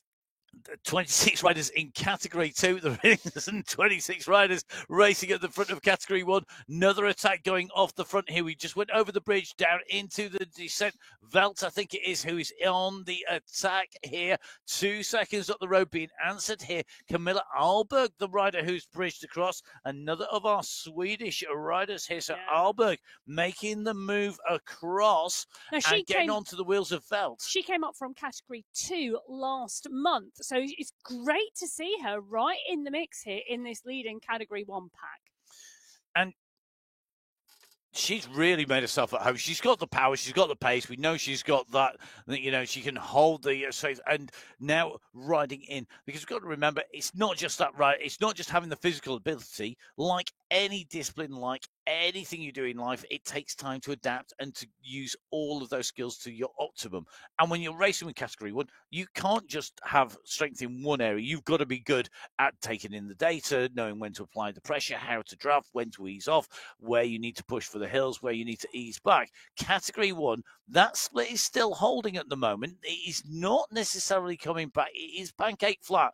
And I think the big bunch looking to close down. Category 1, the last of our leading groups, they're at 33.3 kilometres. The lead on the road at the moment with Ange Kwap, along with Isabella Giraldo, Amy Sudabayo, and co, because the leading riders in category 5 now making the way to the 44 kilometre marker. Yep. So if you take a look at the top right-hand corner of their screen, you can see the climb coming. The final climb of the day here on the Sunday Race Club. It's qualifier 2 in February. Category 5 are going to be the first group of racers to get to that climb today. And I'll tell you something, they've been out for 1 hour and 17 minutes already, and they've only done 160 metres of the 492 metres of climbing on the course. You know, when you're taking in stats, that's generally a stat I try not to look at. That's probably a really good thing. Yeah, it's a bit like watching a needle when you get an injection. Oh, yeah, I'll just watch this happening because it's coming closer. Blow that. I don't want to know how many more meters there are to climb on the way around the ride. That's definitely true. Now, just taking a look back at category 1 on the left-hand side of your screens here, there is a concerted... I'd say it's a concerted chase because we've seen the push and we've seen a little bit of power being put in here.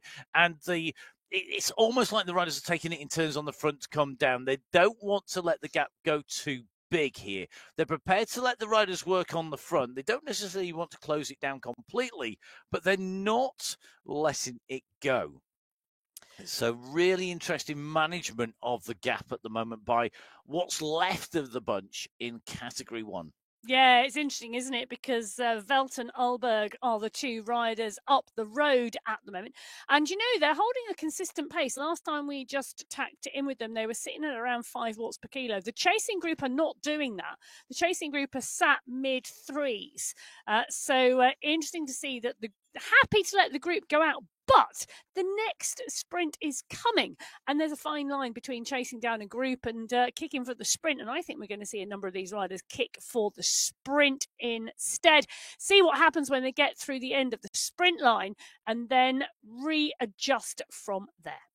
So Alberg leading it from Velt as they go into this sprint section. Given that you've got Bridget Valensky mopping up all of these sprint segment prizes behind, not contesting the overall, would you actually go for this? Because I wouldn't.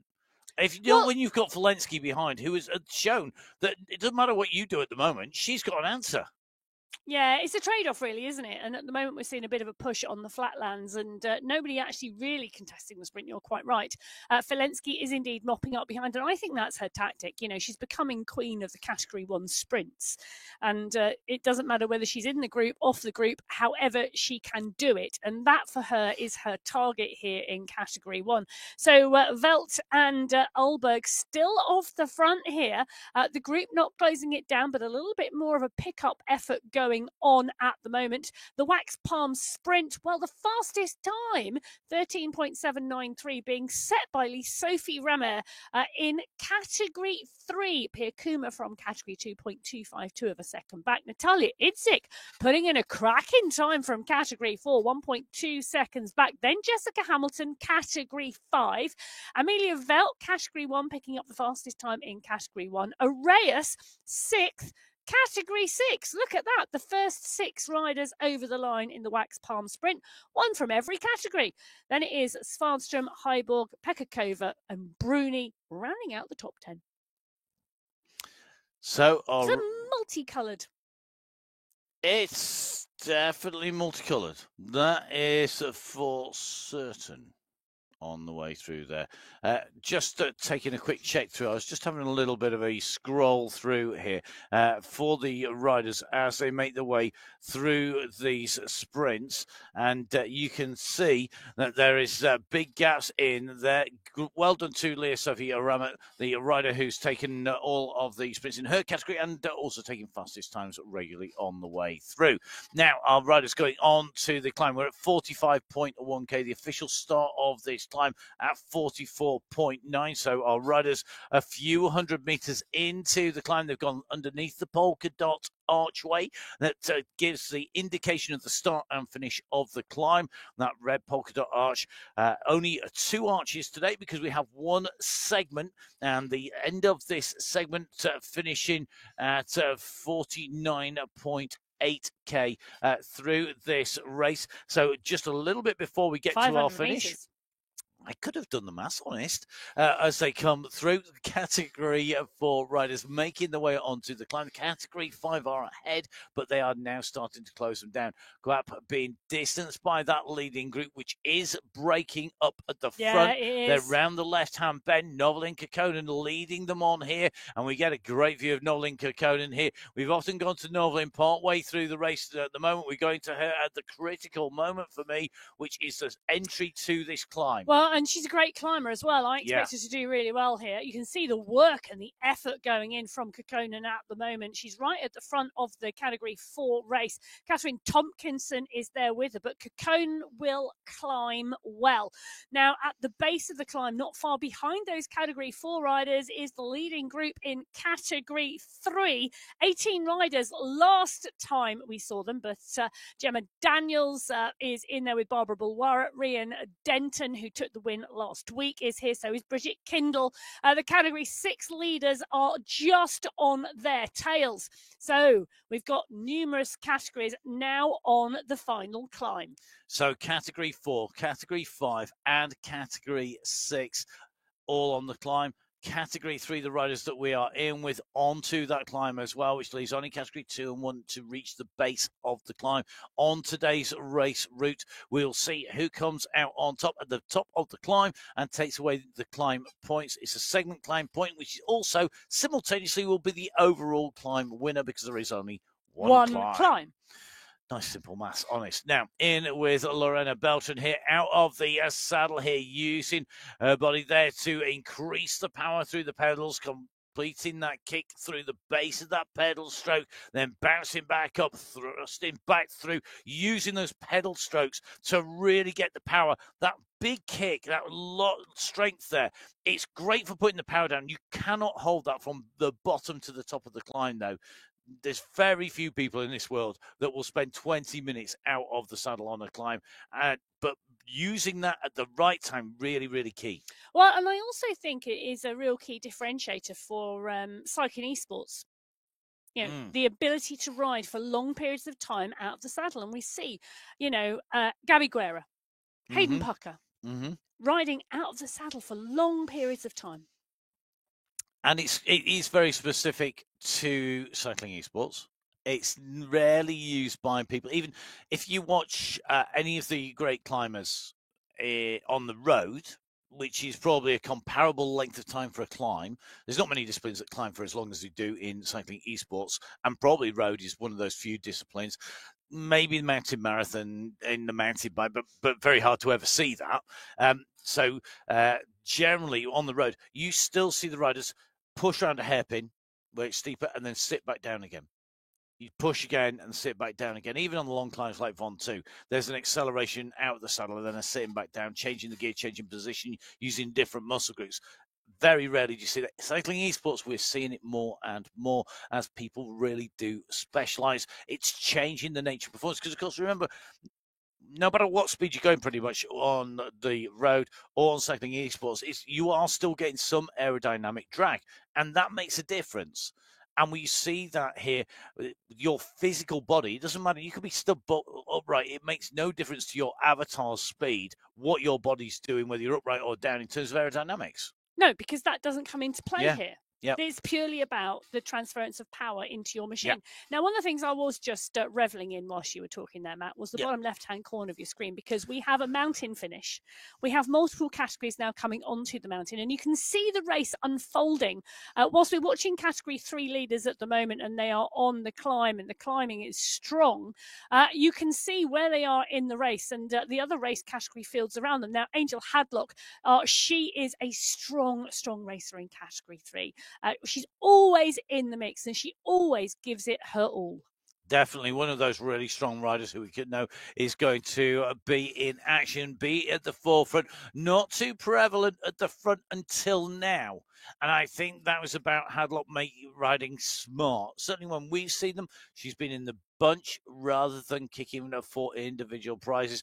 I think she's got her eyes on the top of this climb here today in Colombia. Will she be able to triumph? Now, we're going to take a run up the road because we're in with Gina Di Grazia. Di Grazia leading from Rebecca Johnson here. So Gina Di Grazia at the moment out of the saddle, stamping down on those pedals, looking to open a gap on the rest of the riders here. 46.9k using what used to be sprint skills, transferred them to mountain climbing skills here.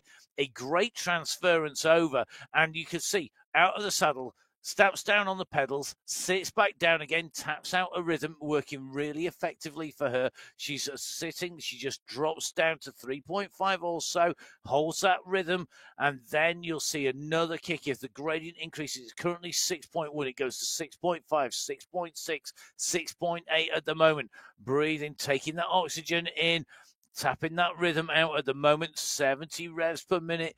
Di Grazia leading, Johnson responding, Howeiler currently in third place, Dowling in fourth, Kekkonen in fifth, Tomkinson in sixth place. Oh, the Category 4 race field well and truly on the climb at the moment. There is coming up for 3 kilometres of climbing left. Yes, I did say that. You did hear that correctly. 3 kilometres of climbing left as Di Grazia, Johnson and Dowling. Well, it's coming down to Di Grazia and Johnson. They're going head to head on the climb. Rebecca Johnson in the pain cave. You can see the push. You can see the work. But she's coming up onto Di Grazia's wheel. It's these two and the mountain, I think, for the Category 4 win. Don't forget the hydration. Got to keep the fuel on board. There is still 3k to go. So Johnson now over the top of Di Grazia. Di Grazia's response has come, though. What can Johnson do? Will she be able to drop Di Grazia? And remember, Dowling and Howeiler chasing. I think this is a really interesting race here in Category 4. I'm really interested in the different strengths of these riders and where they're going to go. Johnson, you said this could be a course for her today. She's certainly living up to expectation. A real battle between Johnson and Di Grazia. I can see that unfolding a lot further because of the length of this climb. They're in Category 4, bottom right-hand side of your screen. Bottom left-hand side of your screen, Category 3 at the moment, well into this climb and working the way up through and they may well make the catch and go up to the very front of the race. Category 2, now you had that extra time gap between 2 and 3 on the start pens. It means that Category 3 at the moment are at 44.6k. They take the right-hand turn here. They are not far off hitting the climb proper. You can see that on your screen at the moment. They will go underneath the polka dot arch, which comes into sight just round the left-hand turn. That's the base of the climb segment for them. Behind them, Category 1, still a little bit further back at 42 kilometres covered. So they still have just under 3k difference between themselves and the leaders in Category 2 on the road. So Category 2 come underneath that polka dot banner. The gradient starts to rise. 26 riders there were last check in this leading group. Emily Nyquist is here, Kasani, Kalman, Svardström, Manshandi, Vittori, all in the group. Helen McKay in here as well. It's going to be a good climb, this one, and it goes in with a big group. It's huge. 26 riders. That is absolutely mental. Well, 32 Massive. on the start sheets today. 26 riders still in that leading group. 1 or 2 riders distance off the back now. The stretch is on. And Nyquist, we're in with her. She's up and out of the saddle, and you can see her on your screen at the moment. She's part and parcel of the leading group. Great positioning right on the wheels of Germain Prado. Anna Caramello as well is in there. The Portuguese cycling esports champion for 2025. Jenny Eck is there as well as Anna Embring. Really great racing going on at the moment. So now's the time where we're going to see riders start to struggle with the pace, drop back. If gaps open up, that is why it's so important to be at the front, because you have to go round that rider. You have to not just get back on the wheel, you then go through and then back to the back wheel of the group. So you want to stay in touch. You don't want the gaps opening between you and the leader in the pack. This big pack is breaking up already. We're seeing 2s and 3s behind being distanced. At the moment, this gradient just dropping back down from 7%. It'll drop down to 5% or so at the moment. It then kicks as we go around the next right-hand turn again. So this gradient yo-yoing up and down. The steeper sections breaking away riders. You can see that on the left-hand side of your screen as the multiple groups start to form, the multiple riders that have been detached from our leaders here. It was 26. I'll guarantee you it's not going to be 26 riders together at the top. We've already lost some. Safest thing I've said all day. Safest thing I've said for about 2 weeks. I think pretty much it's a done deal. Germain Prado at the moment just chasing Caramani, Caterina Caramani from Graybred, just in front of Germain Prado, the Philippine rider, looking to close this gap back down again. Serena Vittori, interestingly, a really great climber just at the back of this pack, fighting to stay on the wheels. We'll go from Category 2 to Category 3 leaders. Bridget Kittle at the moment leading this group up here behind Gorea Tokanis, all in the mix. It is a big group behind, though. Don't discount Denton either. Can Rianne Denton be up there? Gorea in the mix. Tokanis. Big group here. Not 26 riders, or but still big enough. Category 3 working well together. Category 4, Emma. Rebecca Johnson living up to your billing as being the rider to watch on these slopes. What was a deficit was overturned, and we saw that as she went past De Grazia. That gap is opening phenomenally quick at the moment. It is opening, and it's opening strongly. So Rebecca Johnson at the head of the race at the moment, leading Category 4. Gina De Grazia into 16 seconds back. Nina Dowling, 24 seconds back, now being caught by the leading group of Category 3 riders. And Kittle, Tokanis, Gorea, Denton, all in that leading Category 3 group. You can just see them coming round the back of the corner on the shot on the right-hand side of your screen with Rebecca Johnson. They've got Gina De Grazia in their sights. Now, the challenge for Johnson here is the fact that they may well pick up De Grazia, and De Grazia may well indeed have a spurt.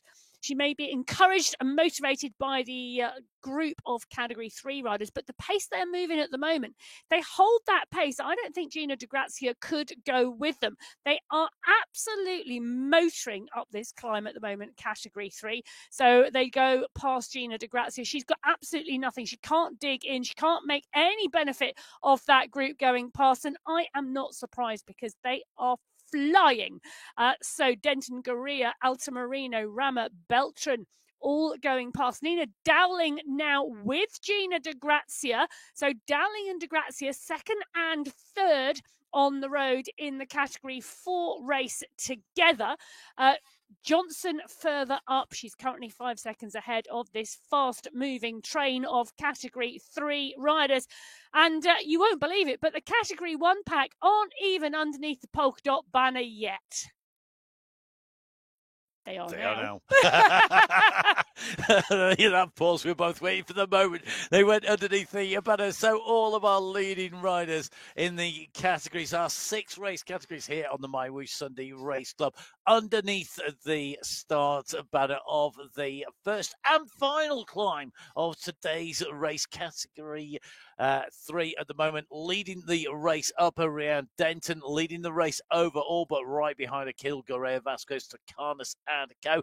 And I tell you something, the sprint leader is in there as well. If there's one rider you don't want to take into a sprint finish today, is Leah Sophie Ramet, because she's right on the heels of them and climbing like a good one. Well, she's a fabulous all-round rider, to be realistic. You know, she is really strong in all elements of riding, and I wouldn't discount her at all. No, I'm definitely not going to do that. Never discount a sprinter. They can always pop a surprise when, and on a climb, if they can use those sprint skills correctly, it can make a big, big difference. 49.2k for Sophie Arama at the moment is 47.2 for our category 2 leaders at the moment. We are coming up towards the tops of those climbs, and you can actually see it showing on the top right-hand side of Ramat's screen there as the leaders start to make their way up. They're not that far off going through the polka dot banner at the top of the climb. The leaders in category 3, chase coming from Ramat to try and close down at Gorea. Category 2 are further back down. That group is definitely not 26. It has narrowed down a little bit. They've still got distance to go. In category 1, though, the moves are starting to go. Fua, Holcroft, all on the move here. You've got Mel Bruni in action, but up at the front, no surprises. Gabby Guerra has hit the climb, and Guerra has gone. They are trying to hold on to the wheels of Guerra, the Brazilian rider at the moment, leading them up. Fua responding here. 2 seconds the gap. Then it's Bruni right on the heels of Fua. They need to pull back Guerra, and they need to do this fast. They do not want to let her get any kind of gap. Meanwhile, back in the front of the race as they come up to the climb banner, you can see Leah Sophie Ramet, both the avatar and the rider starting to close the gap down here.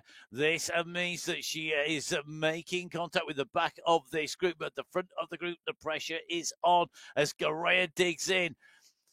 One of those real tough days, I think, here at the climb where riders make contact. And we see this time and time again where people bridge across. The leaders wait until you get just in contact, and then the kick goes. Remember, we finish at 50.3k. We're at 49.6. There is still substantial climb distance. It doesn't seem much, but I tell you something. That's the polka dot banner. It is the polka dot banner, but for the key here for me, the polka dot banner will just be an indicator of how many's in the group.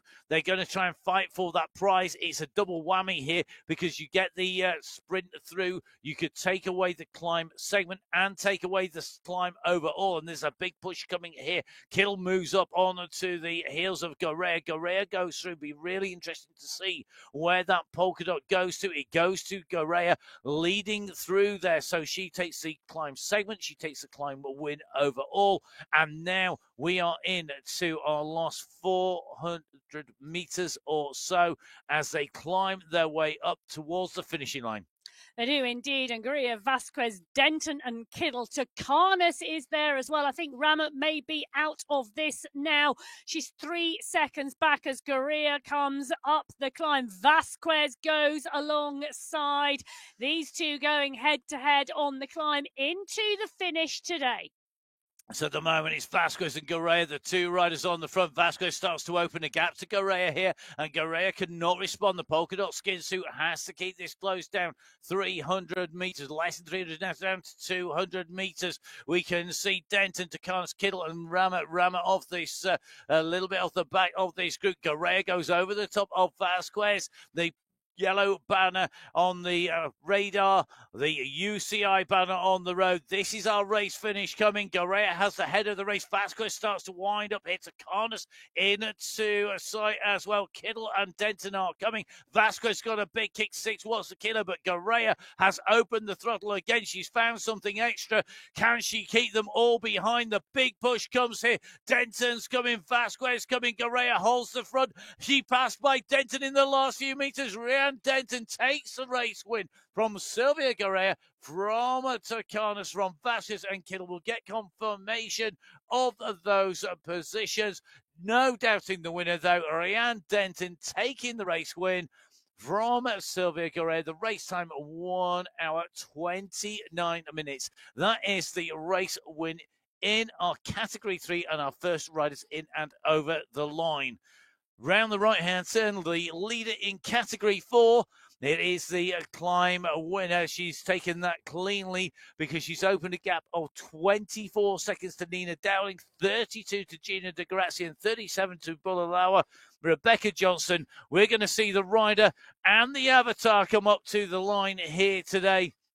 Well, living up to Emma's billing here as the rider to watch. The smug face of Emma on the side of the studio. The elated face of Rebecca Johnson on your screens. Race winner here today in Category 4. Rebecca Johnson climbing like an angel.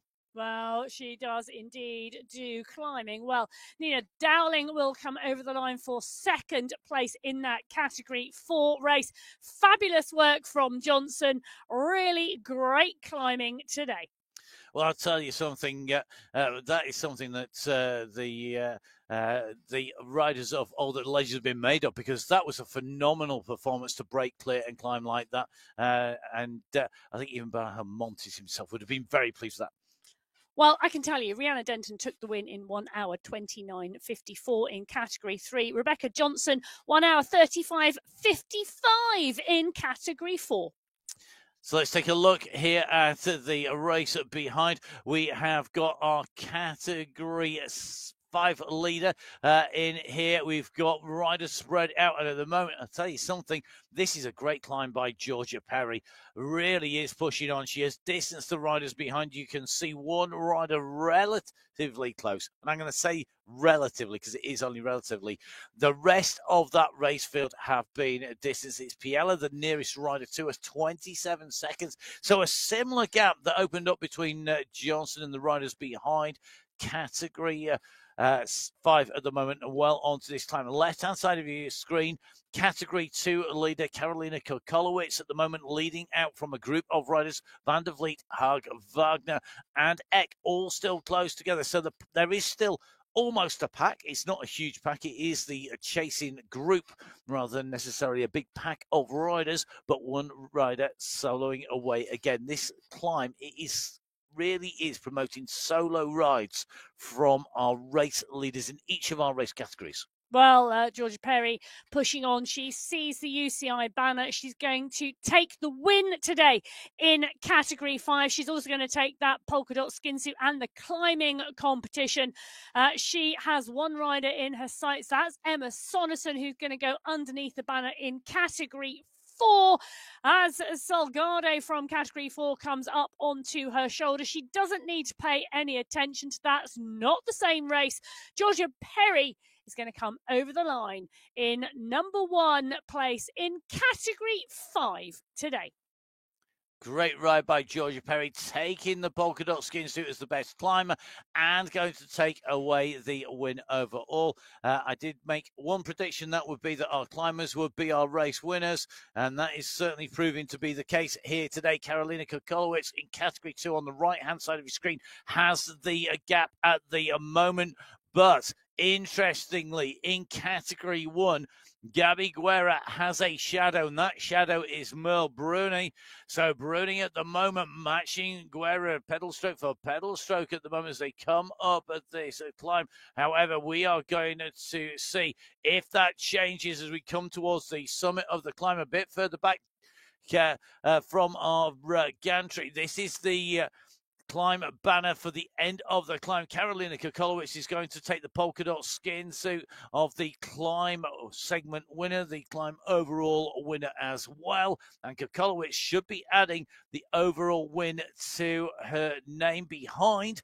Well, the pressure is on Dana Wagner here. Good move by Wagner, putting the pressure on Haag at the moment. Wagner riding up here, 61 revs per minute, pushing a gear up here, really working. You can see here, out of the saddle, just revs a little bit as she goes up. They're stamping on those pedals, making sure that she keeps that gap. She's got Haag under pressure. Haag has broken. She's 3 seconds back. Up in front is Kokolowicz. Now can Wagner make the catch? She's going to run out of road if she's not careful. This needs to be a sprint. I'll tell you something, Kokolowicz has responded. She's up at 6 watts per kilo, but can she hold it? She's dropped. Wagner's continuing the pace, and Wagner can see the polka dot skin suit in front. She knows Kokolowicz is in front. Kokolowicz knows that Wagner's coming. This is about who's got the power, who's got the pace. This is the run for the line. Kokolowicz in front of Wagner. Wagner trying to respond here, but it's going to be Karolina Kokolowicz who's going to take race victory. She takes the win in the mountains competition, takes the win overall. Karolina Kokolowicz, Category 2 race winner on qualifier race number 2 on the second month of 2025. Well, Dana Wagner comes underneath the banner in second place, and I'll tell you something, the resilience and determination from Wagner, and indeed from Kolkowitz to finish and complete that race. Wow. Yes, the stuff world champions are made of. They dug deep.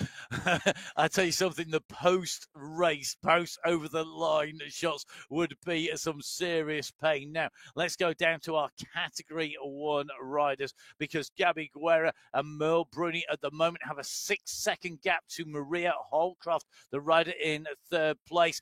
Guerra out of the saddle. You can see that on the left-hand side of your screens here, sprinting one of the coaches on My Whoosh.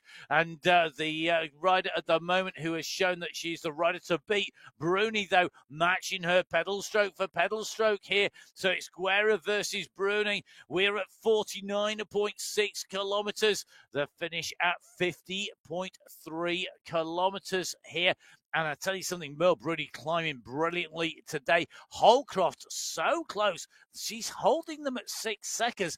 And if she's smart here, Holcroft, if she can keep tapping out the rhythm, the other two focus too much on each other, they will be in trouble. Now, a little bit of a kick here. This is going to be critical in terms of the climb. Bruni is pushing on here. She's stamping at 9.2, 9.3 watts per kilo from Bruni as she goes underneath the banner. She's looking to take away the win on the climb here. Guerra goes through behind her. So in terms of the climbing positions, we're just waiting for that to be allocated out. I think that is going to go, I think, to Merle Bruni. Now, Guerra, though, comes over the top. Counter-attack there by Guerra. So Bruni pushed for the climb. Guerra goes over the top and attacks again. Bruni is responding behind her. The gap is opening. Guerra knows round this right-hand bend, the UCI finish banner is there. The expression on her face says it all. She knows this is the moment. She has to seize it with both hands.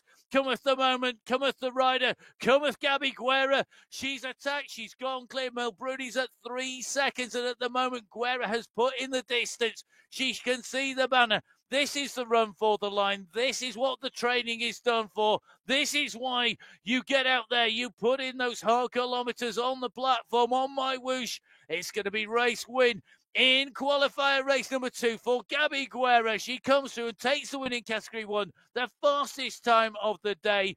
The yellow jersey as race winner. The paint etched all over Guerra's face as she spins those legs round.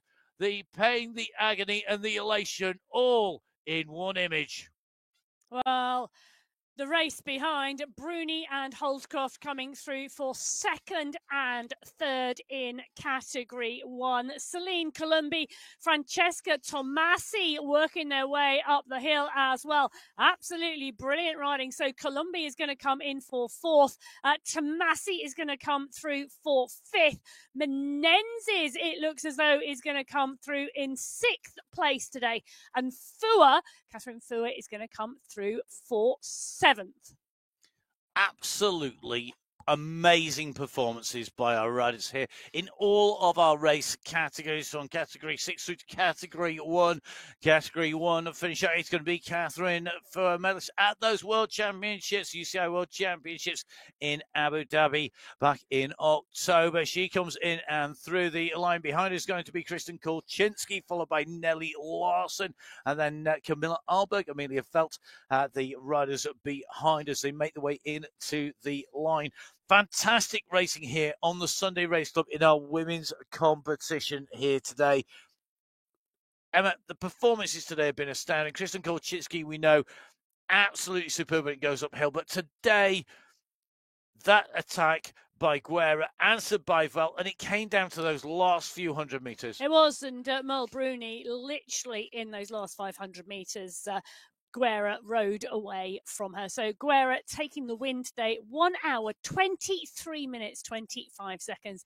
5 seconds clear of Merle Bruni into Maria Holdcroft, putting in a brilliant performance today for third place from Ablock International. Celine Columbi, we know she climbs strongly, taking fourth. Francesca Tomasi, she was hard out of the pen right at the very start of the race, and she was there at the finish taking fifth. Jacinia Menendez takes sixth. Catherine Fua, seventh. Kristen Kolczynski, the newly recrowned United States of America champion, takes eighth. Nelly Larson takes ninth. And Amelia Vel, who was instrumental in those attacks over the bridges earlier on, rounds out the top 10 in category 1. So amazing riding in categories 1 right the way through to 6. The full results on the mywhoosh.com pages. Do make sure you jump on board there. Make sure you give MyWhoosh a follow on social media. It's at MyWhoosh. Do give us a follow. Send that message in to me if you are riding a different discipline to esports as well as riding here at Matt Fixer Pain. Get in touch with Emma at biking_Emma. That's the conclusion of our coverage of the women's races for today. We are going to take a very short break. Time for ice cream and coffee, not necessarily in that order for the commentary team. Might be a bit of honey in there as well.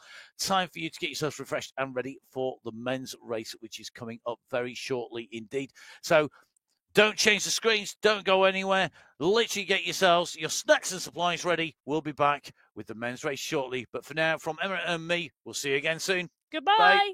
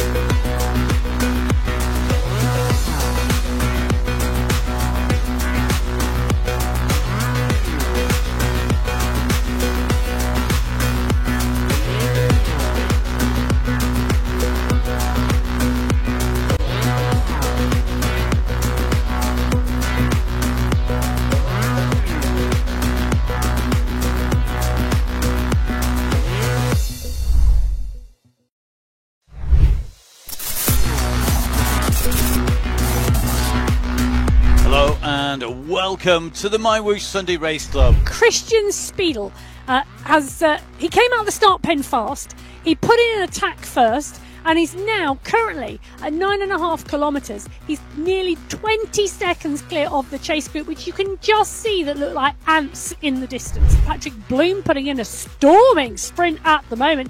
Bloom and Van Erck neck and neck. Rick Van Erck goes through and over the top. Who's going to take that? That's going to be a good question. Never to be out-sprinted. Here is indeed Category 1. And they're at the 4.7 kilometre marker. They're not at the sprint section yet, because that doesn't come till the 5.3 kilometre marker. And, well, Bjorn Andreasen has been leading the charge, and he's driving towards the leading two on the road. The gap is down to 4 seconds. He's going to bring this back. Is he going to be rewarded by the polka dot skin suit as well? Only time will tell. Ruben Dont comes through as well. He obviously wants to compete against Betty for it. Which one of them is going to take the segment? Vink decides it's time to go. Jason Osborne leads the charge behind Bjorn Andreasen. Really kicks deep too. There he is in the blue bandana on the wheel of Osborne. Vujasin, Jones, Knudsen and Van Elst. Well, they are working hard. It has been attrition. They have attacked.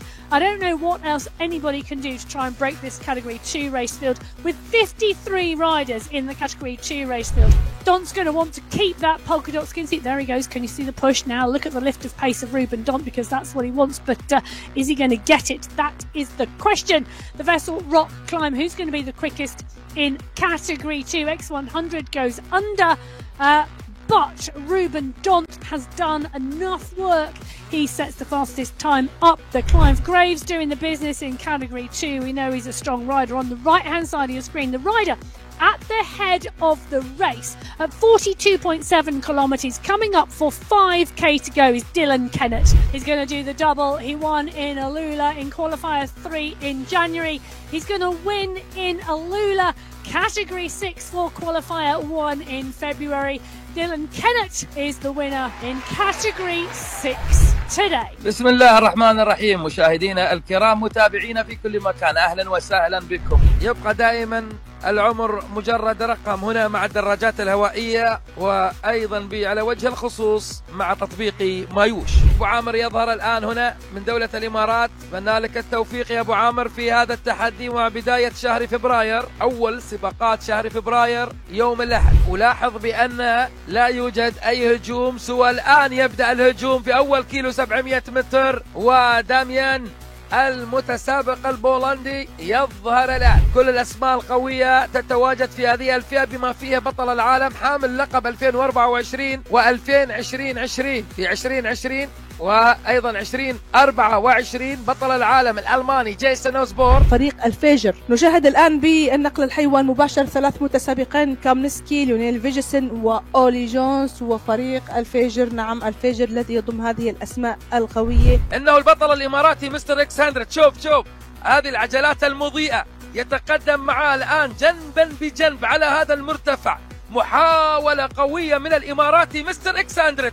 يلا يا نجم، برافو برافو برافو برافو. يدخل ويكون هو بطل الفئة السادسة في آخر 100 متر.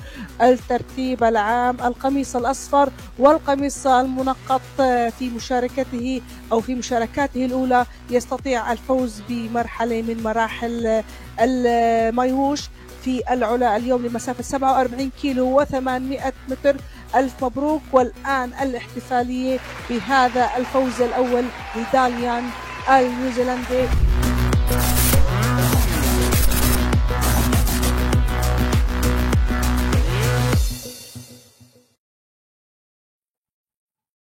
So hello and welcome back to a Sunday Race Club here on My Woosh to qualify race number 2. We've just seen the women's race, an absolutely amazing race. If you have just joined us, then you have missed some stunning action. You need to go back and watch it.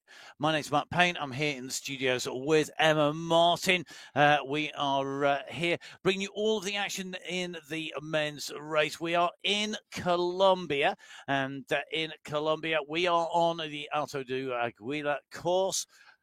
Emma, would you like to run us through the course just to refresh people's memory if they saw this before? 50.3 kilometres of racing, 492 metres of climbing, and the first climb up 900 metres into the course. It's not a big one, but the small climbs on this course are instrumental in the racing, particularly when the first sprint is at the top of one of those climbs: the Santa Fe Sprint, the Coffee Plantation Sprint, the Wax Palm Sprint, and the Monpok City Sprint, all coming before the main climb of the day. The famous Colombian bridges are along the way, and again, instrumental in the changing nature of the race. But at 44.9 kilometers into the race, it is indeed the climb Alto de Aguila. It is 4.9 kilometers long, 6% average gradient. And while Category 6 are out of the start pen at the moment, they're rolling, coming up for the 3-kilometer marker. They're going to take the right-hand turn at the end of the road, and Diego Orrego on the front with Yuri Nielsen. Teron is there as well. Now, Teron, one of the riders, having great racing in Category 6. So let's run you quickly through our teams here today. The Belgian MyWhoosh e-cycling club, when the Beast representing them. BMC 6, 2 riders, Vitatas Jokabonis, along with Stephen Mulligan. The Level Beginning squad, they have 2 riders also, Marcus Brito, Roshan Raj, Teron. And then the Lost Amigos. They are our biggest squad here today, a full squad of 5. Carlos Zorrillo, Yuri Nielsen, Manuelito Lenador, Royal Villada, and Wojciech Sebza. And the Spinergy teams there, well, they're represented by Frederick Schoberg. The Category 6 men's race field, a really strong race field. And am I right in thinking it's over 30 riders today, Emma? Yes, 32 riders on the start sheets in Category 6 today. And I said Teron was in the mix. Now, he finished second last week, already right up at the front of the race. And then we've got Cameron Dadson, who took 4th place, Demanuan, who took a 3rd, and Riley Millistic took 5th last week. He's also on the start sheets, but they are joined by a whole host of other Category 6 riders. Well, Category 6, not the only race field out of the start pen now in the men's race.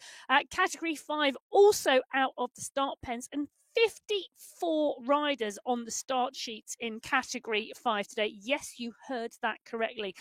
54. Now, BMC 5 includes Jonathan Cridland, who took 2nd last week. The High 5 squad are here with Montoya and Verham in the charge. Level Racing, Ola Warren is in the mix. Level Up, Fielder, Rooney, Back, and Francis. The Level Warriors with Bertrand. Rule 5 are here. Tortoretto took 3rd place last week. Upcycled squad, Xavier Maillard took the climbing competition last week. Then there's the Winschatten Ventures and ZTBR with Osmer Vass. 54 riders in total. Diego Navarro took the sprint last week in Category 5, and Mattia took 5th place. So a number of riders not racing this week because you need 2 qualifiers out of the 3 in the month of February to qualify for the February final, and some riders choosing not to race today. So getting your planning right, making sure that you get those qualifying rides is essential to get into the finals. In those finals, the team competition, and we've seen lots of teams in here taking to the start. If you're wondering why we don't mention your name, if you are not in a team, it's because you're not in a team. It's really easy. You need one way to guarantee we are, or to give you the best chance of us giving you a name check, apart from winning the race, is to be in a team. So get those teams together. Get that practice in as a team as well. Or can I tell you what else you can do? You can send me a little message at biking_Emma on Instagram. Introduce yourself if you are new to the Sunday Race Club. Say hello to me. Give me some interesting information about yourself. Give me a bit of background about you and your cycling and why you're in the Sunday Race Club, and what it is you like to do on a bike. And that way, well, you sort of beat the crowd. It is a case almost of Hugh shouts loudest. Can I just say, 287 men in this race today. It's a big race of field.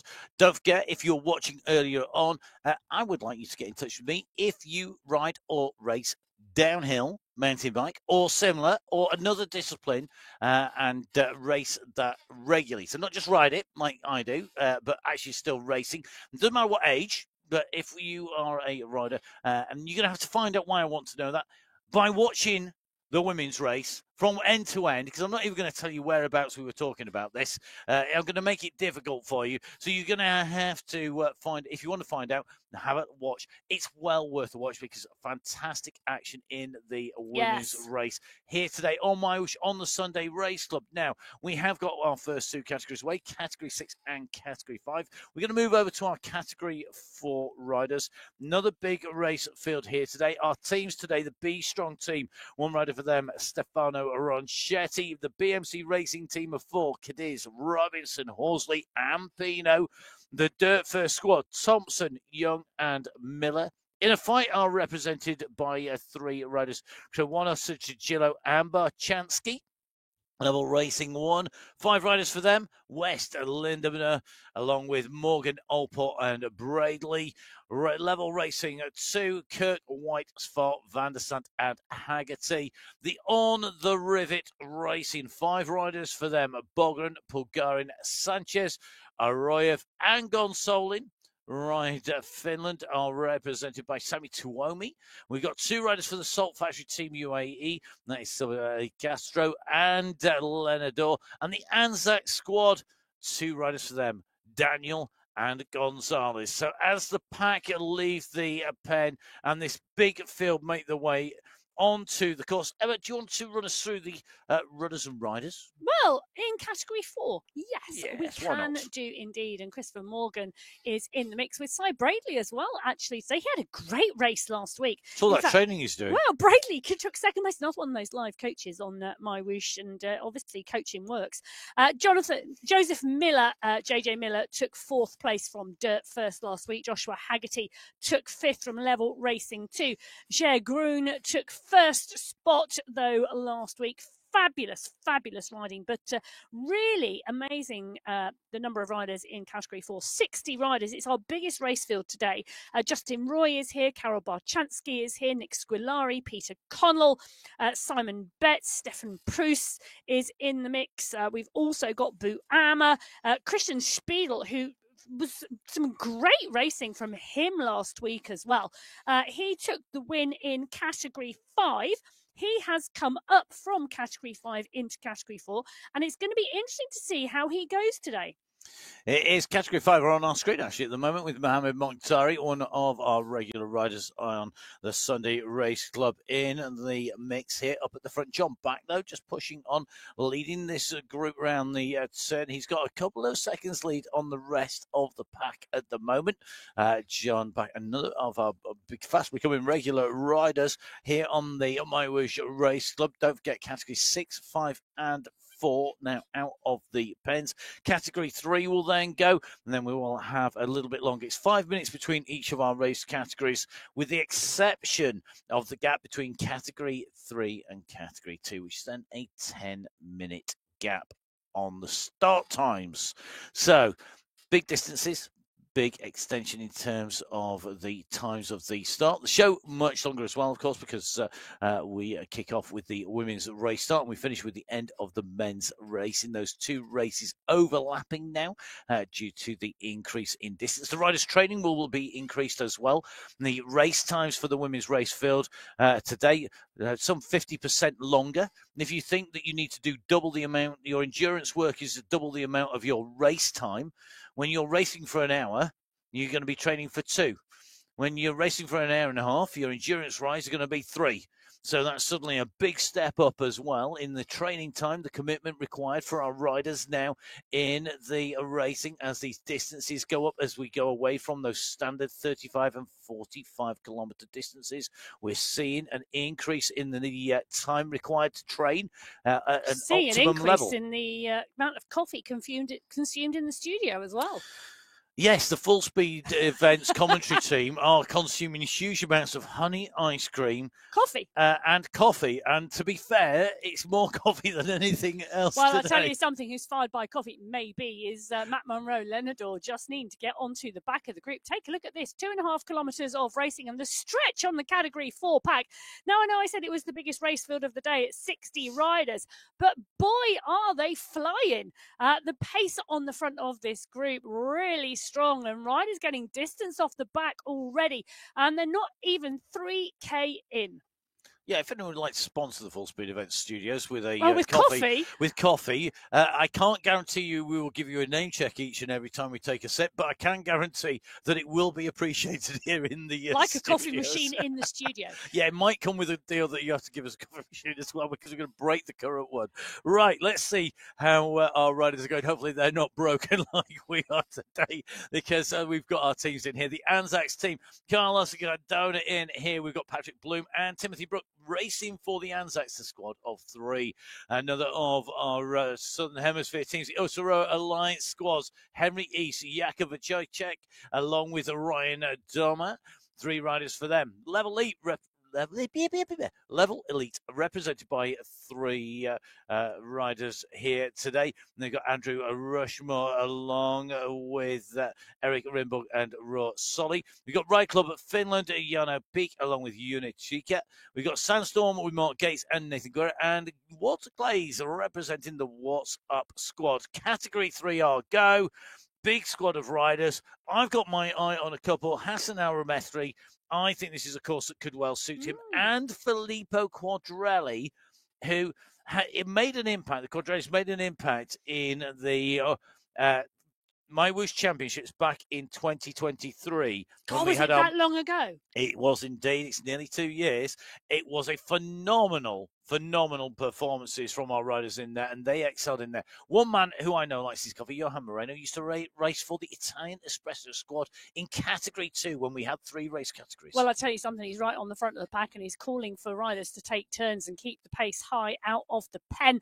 They don't want to slouch today in Category 3. 57 riders on the start sheets, and Rick Van Erck was no slouch last week because he won the sprint competition. Adam Stenman was 3rd overall. Lewis Ridley was 4th. Again, a number of riders choosing not to race today. But Kiesnowski is here, Largo, Goodall, Elos, Bristolin is here, Jamie Velez is here, Karol Slidek is here, Maciej Kalman could go well, so could Nicholas Spratt. Kochikev is here, Karlstrom, Patrick Karlstrom. This course could suit him today. That's the one I'm picking from the pack. Santiago Velez and Stan van Vellegem are here as well. It's a big pack, and there's a number of riders in here, but my pick today, Patrick Karlstrom. I don't think you could be wrong there. I think that's going to be really interesting to see, isn't it? Just see how he goes. Spratt today, I think this course will suit him. He likes a tough course. Now, one of the things that we will give you, and it's not a spoiler, in terms of if you've not watched the women's race, is that this course is deceptive. Anybody who thinks that this course is pancake flat plus the big climb at the end, that is wrong, because there are plenty of trigger points for movement. And we've just seen this group go up over the steep climb onto the plateau with this gradual descent. You can see on the front riders attacking there, and that braking, stretching and putting pressure. And those repeated trigger points, those repeated attack points in the women's race really did shape the racing. So if anybody thought they're going to have an easy ride to the 45-kilometre mark, then give it full beans, that's highly unlikely to happen based on what's happened in the women's race. Now, that's not necessarily what's going to be happening now in the men's race, but I had to say, I don't think we're going to just see a cruise. It's just not going to happen. There, that's my prediction for the men's race for today. Might make another one before the end, you never know. I was just taking a pause. Were you taking a pause? Yes, I'm watching the racing because the racing is hot on the front of this Category 3 pack. It really is. Juan Lopera, Patrick Bloom, Santiago Velez, Igor Bristolin, Nathan Guerra, Carsten Mayer, all on the front here. Absolutely dialing it as we drop in with Bristolin. And you can see there the windows open, taking in as much air as possible, as well as one big fan on the rider. And you can see the damage now being done to this Category 3 pack. Take a look on the bottom left-hand corner of the screen. You've got Bristolin in his pain cave. You've got the stretch on the group on the satellite navigation image where you've got the overhead shot. And that damage is being done by the pace being set on the front of this Category 3 pack. So Nicholas Spratt picking up the pace, picking up the power on the front, not wanting to let it go. Take a look at that long line of riders coming round the bend. A, it's a beautiful sight, but B, you don't want to be in there because I'll tell you something, there's got to be riders whose legs are hurting already and they're not even at the 3-kilometre marker. Spratt, Mare, Bloom, Bristolin, Guerra, Velez and Oya all up the front and in the mix. And I think the pace just about to start coming off. But Nathan Guerra, big dig from Guerra to come back onto the wheel of Spratt, closing it down. Is he bringing the rest of the pack with him, or is he going over the top to ensure the pace stays high? So Guerra on the front here with Spratt. That's a dangerous duo, isn't it? If there ever was one. They make their way up here. So those riders pushing on and stretching out. Patrick Bloom on our screens here in the colours of the AG2 La Mondiale squad there. And looking strong at the moment. Really nicely in with this group in the mix. And certainly looking like that is going to be an interesting move on the front. It's splitting the group behind, putting the pressure on early, pushing the pace up here and stretching these riders out. I think going to be interesting who responds here. And that's what we're looking at. It's not just who's attacking, but it's who's responding, who's feeling up for the chase. Henry East, Carsten Mayer, Juan Lapera, Adam Stenman. These riders are the ones responding. They are, when somebody flinches, they are the ones who flinch with them. If somebody attacks, they're the ones who are going with the attacks, who are closing it down. They're not the riders sitting in the bunch, maybe on the limit. They're not the riders sitting in the bunch being distanced. They're the ones with the response, with the kick. Eric Rimborg in here. Great to see Eric out heading over to the Swedish Championship. Golden Boy himself. Also another rider that you can catch live on some of the Mondays coaching. Is he on Monday a Monday? evenings. Monday evenings if you are in Europe. Other time zones apply around the world. But do jump on board. Eric, always good value for money, it has to be said. Very entertaining. Do give him a follow on social media as well. Golden Boy. Yes. Out and about at those. He did compete at those. Yeah, well, he wasn't just there just having a laugh. I think he did have quite a good time as well. Yes. But Henry Yeast on our screens as well at the moment, part and parcel of the pack here at the front of the Category 3 race. One or two riders now dropped off the back.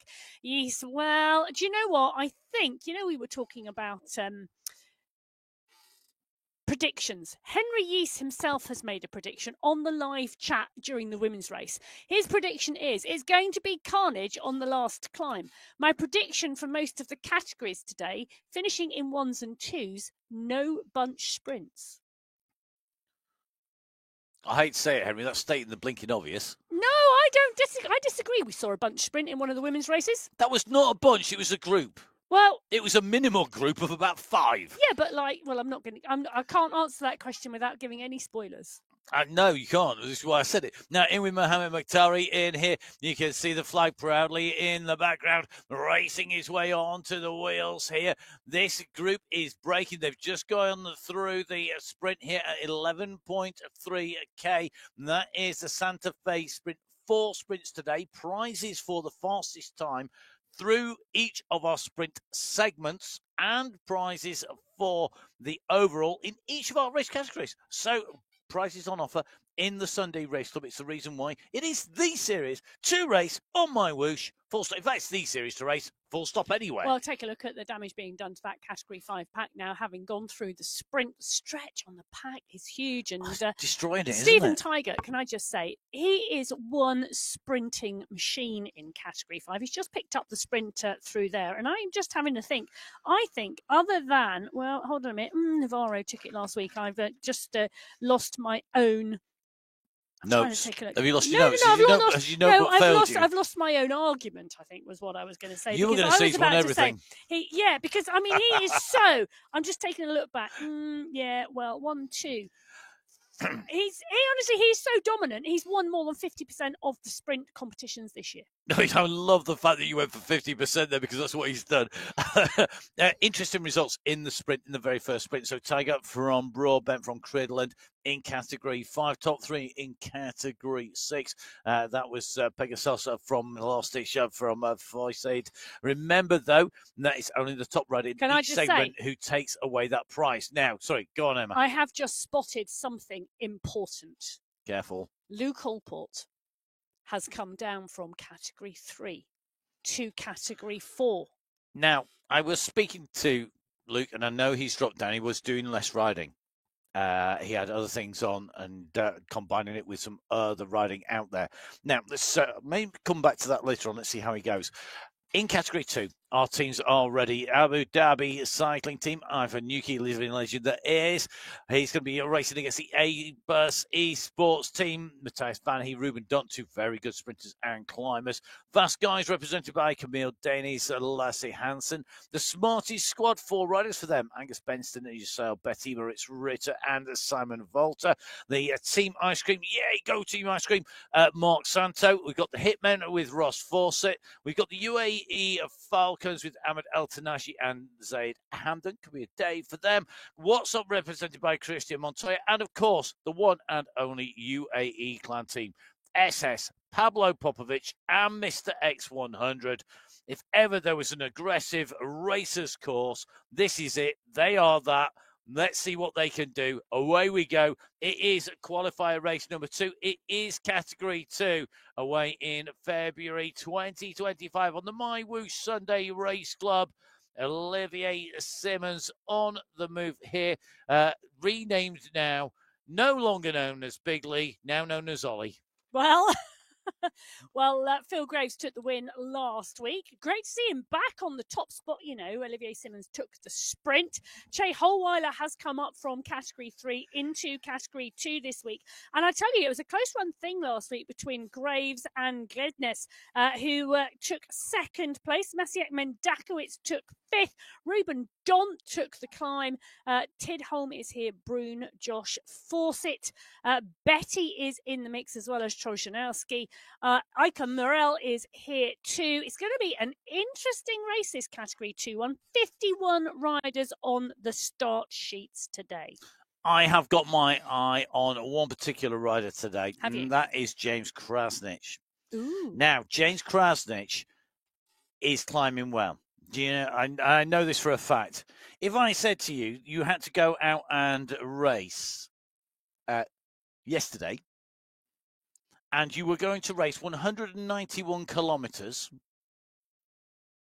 and you were going to do, in terms of climbing, a total vertical meters of 1,421 meters, you would say that's going to hurt. Well, he's gone out and he has raced. James Krasnich raced yesterday in the New Zealand Road Race Championships. Oh. Not only did he race the race, he was 8th overall. Do you want me to give you some more interesting stats than that? What than that on about the New Zealand Road Race Championships? Kate McCarthy took 3rd place in the women's race. Yes, that's not more interesting. That's as interesting. The rest of the top 8 were all pro UCI team road racers. And that's a transfer of skills across. One rider who I would really love to see in action in pretty much any discipline, Marcin Trojanowski. He's another rider to watch on here. And again, another rider who that course would suit. It was basically laps around Claremont in New Zealand with a dirty great hill each and every lap. They went up that ascent lap after lap. It was 1, 2, 3, 4, 5, 6, 7, 8 ascents of the climb. Well, to the finish, and it's a climb finish in that race. So is it going to be Krasnich today? We will see. Interesting to see that we didn't see Mary Kate McCarthy racing in the Esports Sunday Race Club. We didn't. After racing in the road race. We didn't. We'll have to see how James Krasnich goes on. They're not making it easy for him. Trojanowski down the road, 7 seconds. Sarah Keradine in pursuit, looking to close the gap down. Betty at 1 second, along with the rest of the bunch. This is keeping the pressure on. If your legs are hurting after that road race, they're going to be hurting more by the time these guys close the gap. Well, it is a Sunday Race Club. Never expect your legs not to hurt. That's true. That's very true. Carradine, Malistic, Betty, Shuran, Brune, all in the mix in the pack behind, but the pace is hot on the front, and 6 seconds now the gap. Carradine really trying to close it down, but all he's doing is pulling the group behind.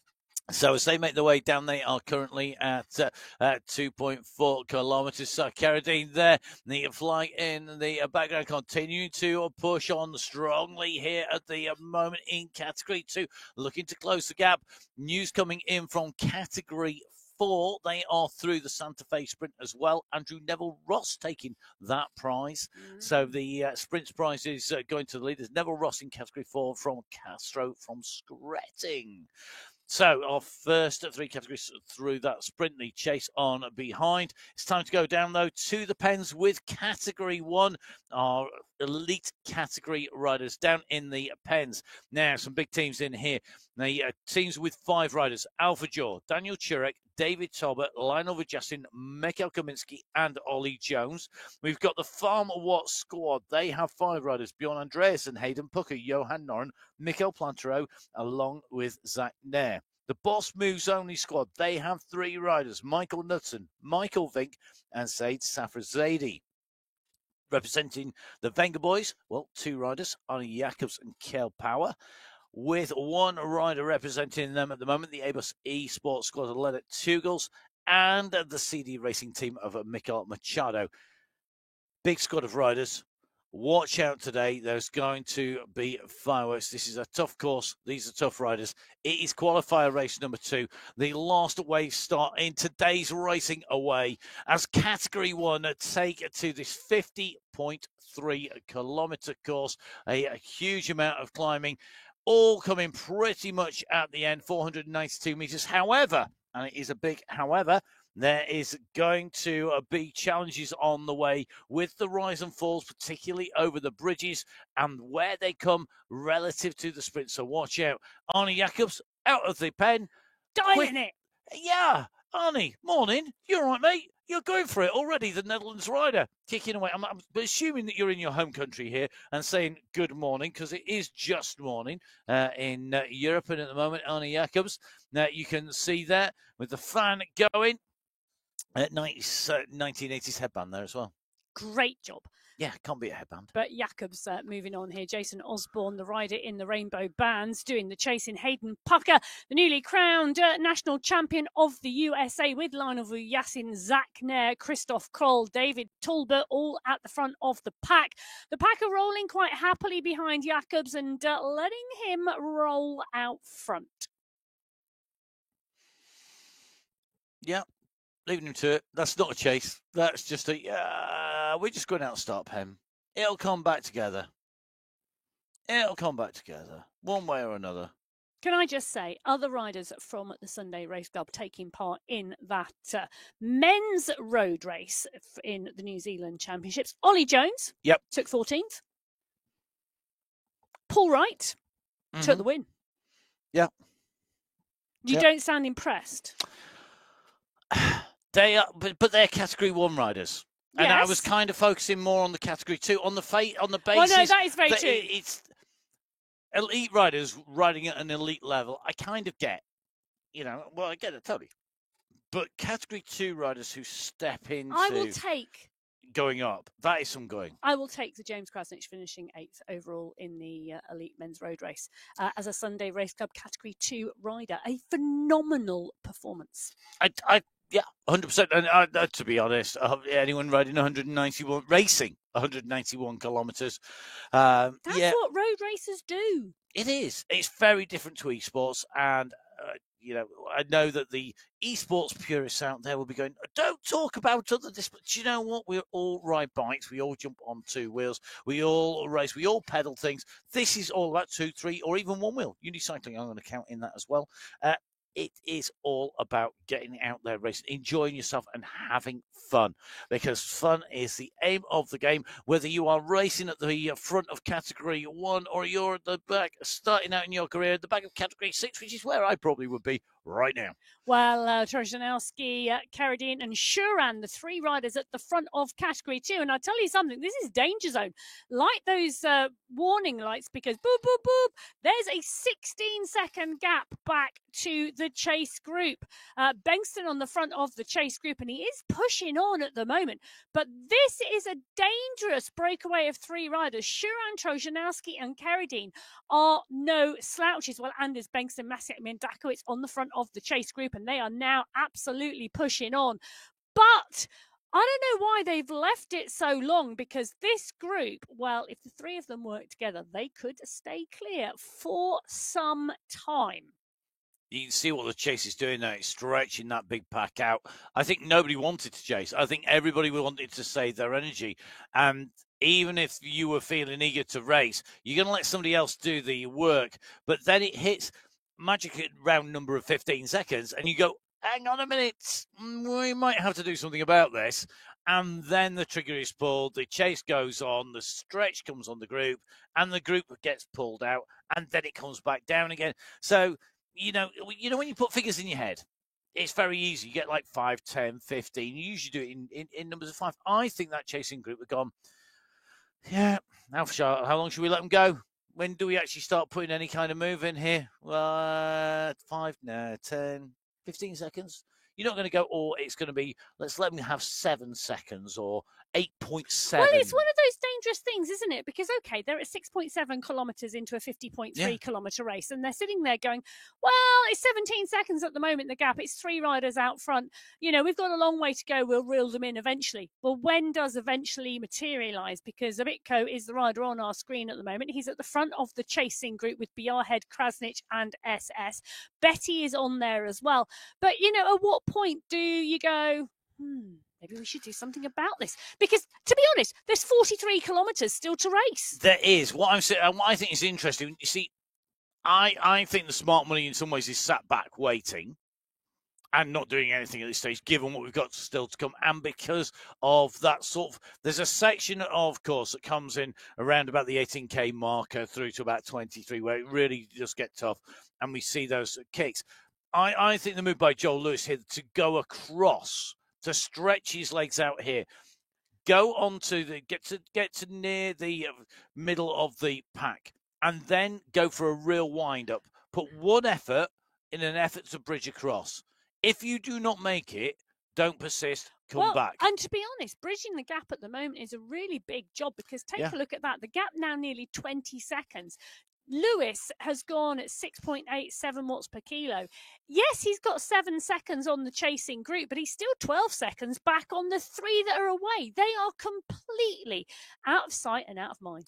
And you've got to do it at the right moment. So for me, the right moment is as the leaders, as the breakaway comes into a climb, they will lose pace. It will slow down.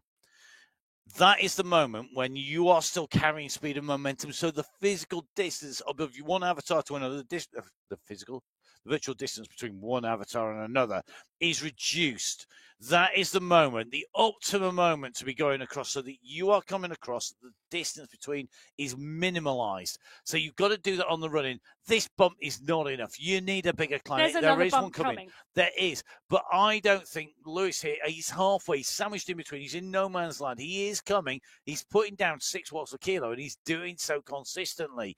But he needs to get on. If his timing is that he makes contact with that group as they hit the climb, that is going to be superb timing, and I will well and truly take my hat off to him if he's managed to do that, because that is a big bridge, a big effort to do coming across. But at what cost? Well, to be honest, Lewis has done a phenomenal piece of work here, because no one has gone with him.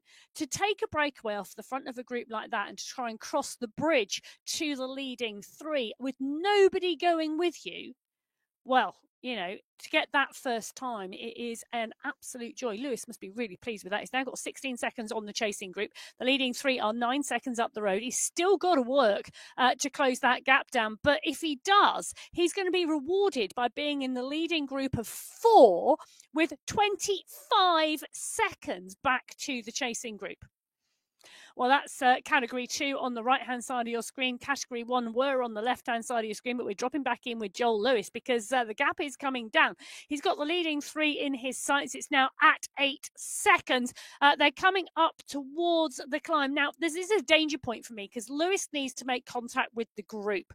If the group kick on the climb and Lewis isn't with them, I think this is going to be a danger zone for Lewis. He's either going to make contact or, well, the chase could be over. They're hitting the gradient now. It's just starting to increase. What he has to do is he has to make contact just as they hit the base of the climb.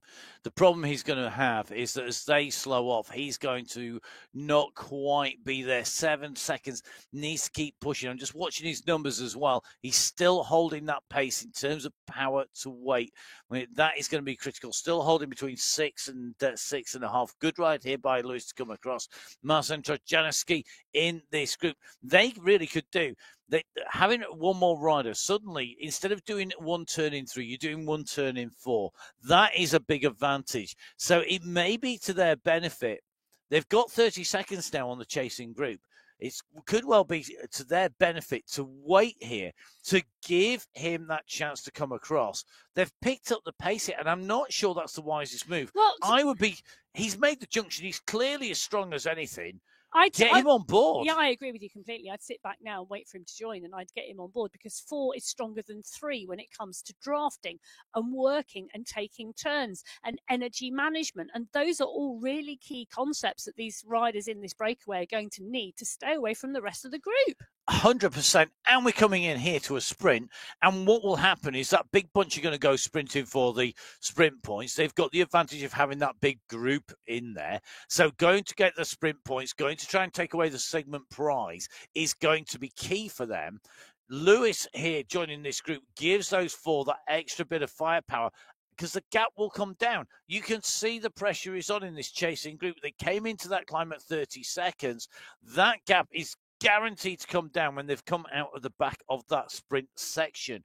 And having another rider in there to help them pull clear is going to be key. Now, here we go into the climb proper. You can just see the wind-up going on the front. It could negate some of the sprint speed of this group, but there's a lot of riders in here. Bankston looking particularly strong at the moment out of the saddle, tapping that rhythm out, 70 revs per minute as this group comes through. What you're looking for double-figure numbers here in terms of watts per kilo.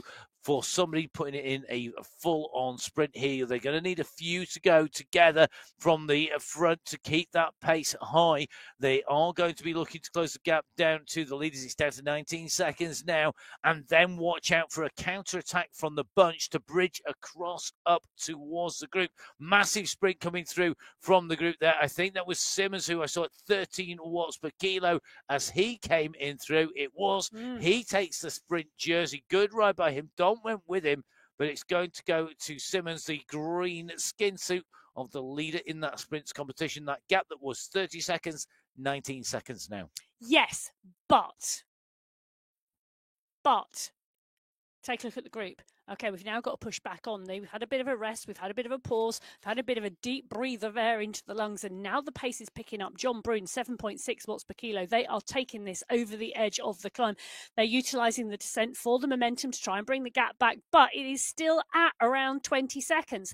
This has now got to be a concerted effort if they want to bring this back. And, I think they've now decided they do. Well, this is where you can drive. Get that momentum. Build the pace here. When you've got that big draft, when you've got that big group, the high-speed sections are key. This is a higher speed section with 55 kilometers an hour already and still increasing as we go down this slope. If you are pushing on the front here, your effort is being used to maximum advantage. And you're utilizing it's a force multiplier by taking the group, using the draft and using that descent all together. That gives you that multiplication. It gives you that increase. Whereas the 4 riders in front just don't have that extra draft. They can put all the effort in they want. They can put the pace in. They can use the downhill, but they don't have that multiplier. of having that big group together. Well, this is a big group as well. Category 1, we're at the 9-kilometre marker. They are wide across the road. We're in with Bruce Bird, the Canadian rider at the moment. Pucker is in there, Panizza, Mayer, Kaminski, Kroll, all in the mix. And the pack are rolling around 41 kilometres an hour at the moment. They're coming in towards the climb with the Santa Fe Sprint on top. But it is a steady pace from this group, and I can tell you how I know that, because Bruce Bird's heart rate is 127. They're rolling at 3 watts per kilo, 2.9 watts per kilo. This is steady, steady pace. Steady is not a word. It's zone 2, zone 3. Look, it's zone 2 work at the moment for Bruce Bird at the moment. That's a easy, chatty ride. I'd imagine Jason Osborne's heart rate is not much different from when he got out of bed this morning. I don't think he's doing his resting heart rate whilst actually turning his legs. I mean, okay, it's probably nowhere near, as high as it will go, but we will have to see. To be continued in all of our race categories. We're back in with category 2. This is where the moment has come, and you can see the gap being made here. The bridge has come, so the group is at 13 seconds. Mendakowicz, Bjerregaard, Walter Koisten. They went through that sprint we were just talking about. The category 1 are going to climb up 2. They went into that descent. They have pushed on here. I can just about make out they're about 2 pixels high. The riders are up the road, 12 seconds down the road. And they're tiny dots in the distance. Walter, Bjerregaard, Mendakowicz, all trying to close that gap down to come back across. And this chase has split the pack. We have riders distance and losing ground at the moment, because there are more riders in the front section ahead of the split and less riders behind. And that is the danger when you're in a big group and somebody makes a move on the front. You're caught on the wrong side. Somebody doesn't chase. The person next to him doesn't chase. And then you're in trouble, because all of a sudden that gap opens, and it opens quickly. And you so much work to get back now. You can see that splitting on the left-hand side on the radar there. Walter is so instrumental in this, as part of this chase. He knows the danger. He wants to be there. But my goodness, they're on the edge just to try and get in touch with the chasers, never mind the leaders. Yeah, and, the hammer's down now and the decision's been made. Bjerregaard and Mendakowicz, Gledness are there as well, but Bjerregaard and Mendakowicz really are driving this now. They're 6 seconds off the back of the leading trio. But it's not, this is going to swell the ranks of the leading group, but it's not going to be a huge group at all. I'm going to make a prediction. It is soon. It is soon. Joel Lewis making the jump across. Shuren, we're going to see Mendakowicz there. I think we're going to see Bjerregaard there. Gedness, I think, is going to make contact as well. I think all of that chasing back. Yeah, but then I think we're going to see a real drive from that group to go away, because actually there's around 10 riders in that group. That's it. Now move on. Are we going to see the same thing happening here in the Category 1 race? Jasper Paradis, 15. I'm going to repeat that. 15 watts per kilo all the way through the finishing line of the first sprint of the day. Absolutely nailing. That is average watts per kilo, 15.5 watts per kilo for the duration of that sprint. But he is a master sprinter. So Jasper Paradis takes the sprint with 1,098 watts average, 11.521 seconds. Vidal Mayer putting in a strong performance behind him as well. And Skierski as well. Paul Skierski, he's come up to Category 1, and that's also really good to see. Timothy Brook from Category 3 setting a great time on that sprint. David Nitko there as well. Andrew Neville Ross in 6th. In Category 4, Olivier Simmons. Category 2, Rick Van Erck. Category 3. And Luis Castro from Category 4 alongside Joachim Stretting, running out the top 10. Category 5 winner through that sprint was Navarro, and great ride by him. Category 6 was Pegasov, taking those prizes, segment prizes for the fastest rider in each of those race categories. Now, back with Category 2, the group at the front is seeing riders join here, because Bjerregaard and Mendakowicz are going to make this. This is the chasing pack, and that was the big pack. I think we're going to see that's going to be 4, 5, 6, if not 7 riders, I think, in the lead group. That's it now. And well, that's a bold prediction. I'm making that prediction. I think you're wrong. I think you're absolutely wrong, because this is at 16.4K of a 50-kilometre race route. They've not even covered a third of the race distance. Yeah, but look who's in that group. Carradine, Shuram, Bjarhed, Mendakowicz. It's a strong, strong group. They've got to work together. 16 seconds max from this big group behind. This big group behind has got big teams without riders represented in the front. UAE Clan Team for a start, well, we know are likely to chase. Differ, but good, I predict because it's going to happen. Excuse me, don't be so dominant in the studio. Pardon? Yes. I believe. I'm forcefully imposed. Will you stop talking over me? I'm just reinforcing my point until you Well, snap. wait till I finish mine first. But my point exactly, this group is going to win. No, they're not. I will get the last word on this. Yeah, but as long as it's not talking over me. We'd make a change, wouldn't it? Okay. I love it. Dangerous territory in the studio today. Well, do you know, it's all that caffeine. Well, anyway, back to category 2. And Trojanowski calling on the left-hand side of your screen for the group up front in category 2 to work, whilst Bruce Bird deciding he's going to go out alone and do the work in category 1. He's had enough of the Zone 2 endurance ride that has been the category 1 race so far, and he's got on the front. Just going to be going into this little bit of a drag at just over 14K. So they're just going to roll in at the moment. 13.9K covers. They're going to see the little increase in gradient, possible trigger point for a move up the road. We're just working our way in and through at the moment. Some great racing, some great riding. Just in with Mikko Kaminsky, another rider who could well be in at the mix here. Now looking very attentive. Going to be interesting to see what he does today, what his tactics are. Are they to sit in and then go? Are they to cover the moves and then make a decisive move at the end? What is he going to do today? How does he shake this up? They have got the rainbow jersey in there, the world champion. That is Jason Osborne, a very difficult man to beat. Even when he's having a bad day, his bad days are most people's good days, and that is where it gets difficult. Knudsen on the attack now. So at the moment, Michael Knudsen making a move down the road. Vinken Safrasetti, his teammates not responding. It's Kaminsky, then Tugels, then Vujasin, who are on the chase. A little bit of a rise is enough to make the difference, but that group will come back together. So at the moment, the race action on the flatlands heading towards the climb here today. It's time for us to take a look at another of our riders. The spotlight is going to swivel and fall on one of our riders. Who will it be today that we're going to feature and maybe get a little bit more insider information on?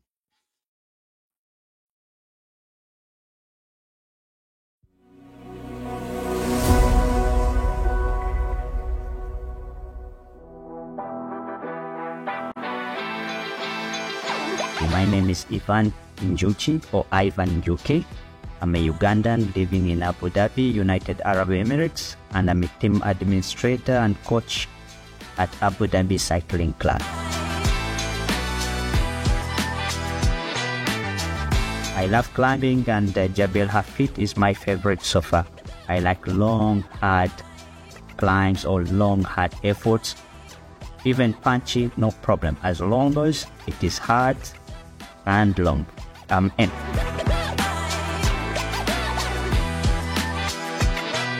Pablo Popovic is my biggest fan, and he teaches me how to ride better on the platform. He's such a fantastic rider, and we look forward to being like him.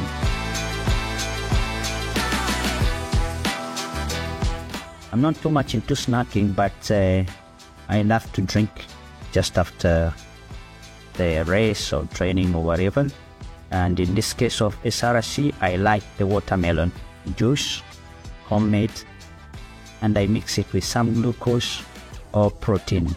Depends on how I feel. Mashallah, Mr. X100. The code name is Fancy, Perfect, and Mashallah is not afraid to attack. He's always putting us to the limit. Sprint, climbs, name it, you got it covered by Mr. X100. Phenomenal. We look forward to being able to challenge you. Guys out there who are joining for the first time, please come to enjoy. But if you're into winning, we're gonna give you a run for your money. Yes, it is quality competition here, and everyone is into it to take it. Yeah. How would you describe SRC in 2 words? It's full gas.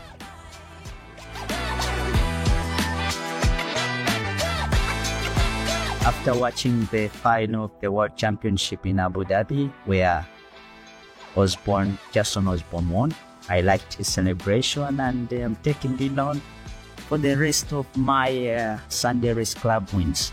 Like the club and the hammer. That's fantastic. Yeah, I love it.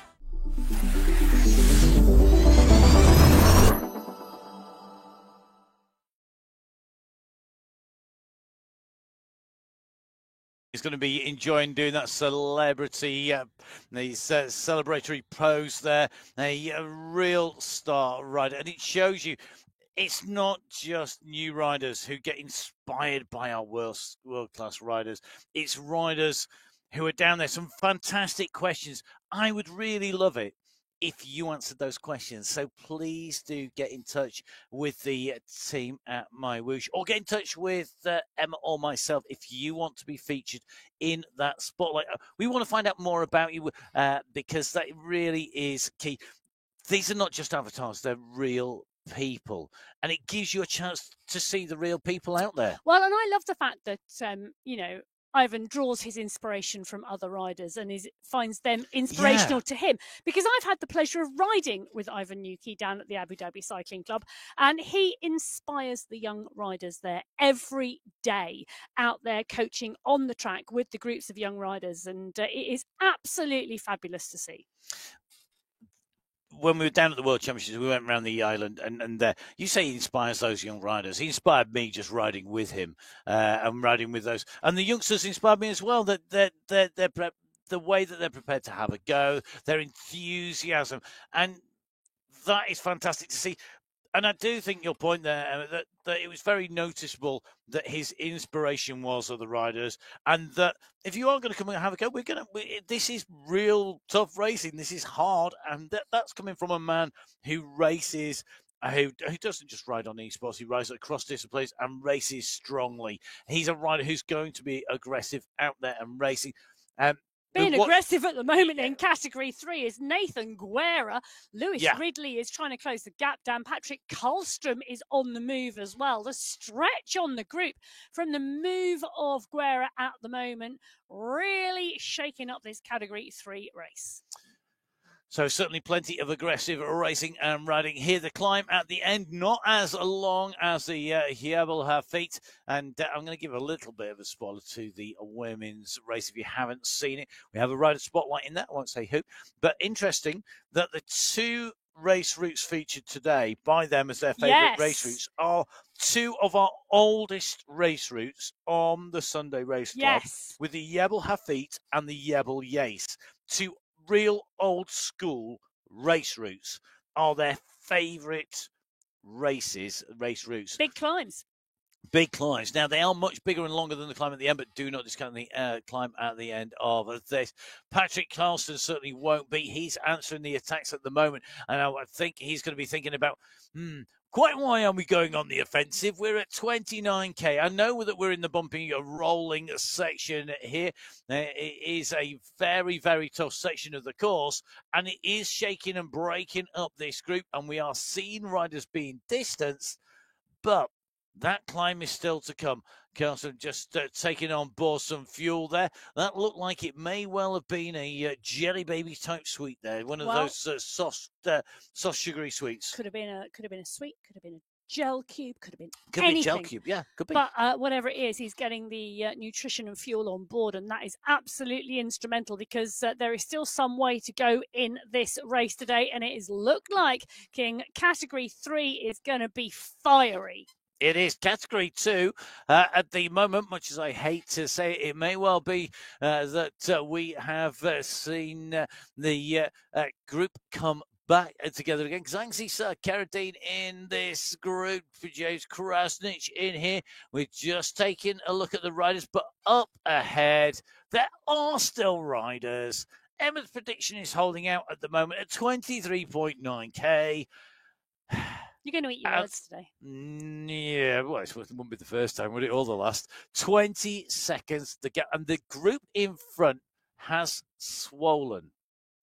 Well, I'd argue, is there one or two groups in front? I think there are two groups in front of this group. Yeah, quite possibly. Yeah, if you look at the bottom left-hand corner of your screen and try to unpick the racing ahead, this is X100, Ken, Bendetti, Carradine, SS, all in this group. But up the road, I think there are two more groups of Category 2 riders.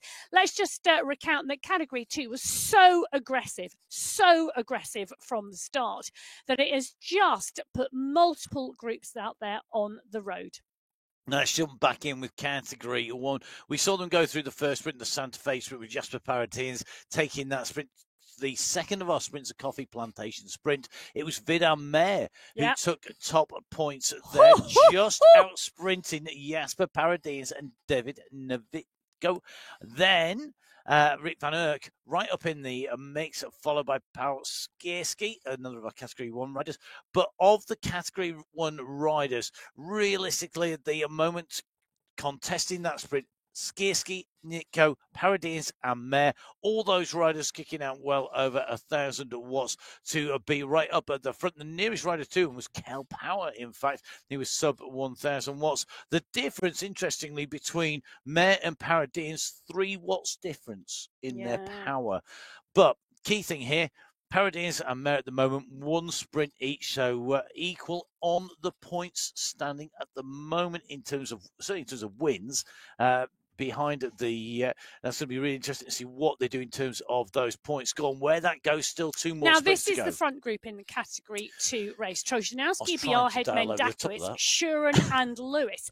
5 riders in the leading group in Category 2. They are still clear of the chase. Now, you can see the chase behind on the bottom left-hand corner of the screen. The leading 5 weaving their way over the cobbles. The chase group just behind that Category 4 rider, Gutierrez. And we're just waiting to see that time gap. I think Gutierrez is going to get swept aside. He is. It's 11 seconds a gap. So 11 seconds a gap between the leaders and group number 2. Group number 2 is substantial. They get together, that makes that bigger. That means that the pack, the bunch that we've seen on the left-hand side of your screen with Mr. X100 in there, the inspirational rider for Ivan Yuki. He is at the moment losing ground because it's lost riders off the front who have gone and joined the leading group, and they are making short work of that gap. They're making their way up towards the front. If the Group 1 and Group 2 get together, the pack behind are going to be in trouble because the numbers have diminished, and they really do now need to make some very hard decisions. They need to make the decision about chasing. You can see at the moment that pack's numbering about 18 riders in the big pack at the back. They have to close down the gaps pretty quickly. It is a 50-kilometer race. We are just over half race distance, but making the work to get back, making the effort is going to be tough. Now, Bankston here pushes on. Ika Morel with him. Betty is with him. There's some big names in this group, and they have not made the junction yet. I'm saying that because I kind of want them to make the junction. It'll come back together so it can then explode on the climbs. But at the moment, this chasing group, it accelerates on the little bumps, the little rises on the road over the bridges. It then decelerates back off a little bit. One of the things The leading group are pushing. they are, but one of the things I really love about the Sunday Race Club is each of the race categories really. I mean, I know they are their own race in their own right. So we have 6 races taking place at the same time in the men's, 6 races taking place at the same time in the women's. But the tactics and the strategy week in, week out differ hugely. And it's fabulous to see the same race course raced differently by the categories each week. Well, SS here off the back of Ken at the moment. He's going to need to do a bit of pushing on here over the bridge to close the gap down to the group. He's just been distanced on that rise. That's on the left-hand side of your screen. On the right-hand side of your screen, the leading 5 in the Category 2 race turn the corner and they head towards what is the back of a group of Category 3 riders. So they have riders to chase, but not in their own category.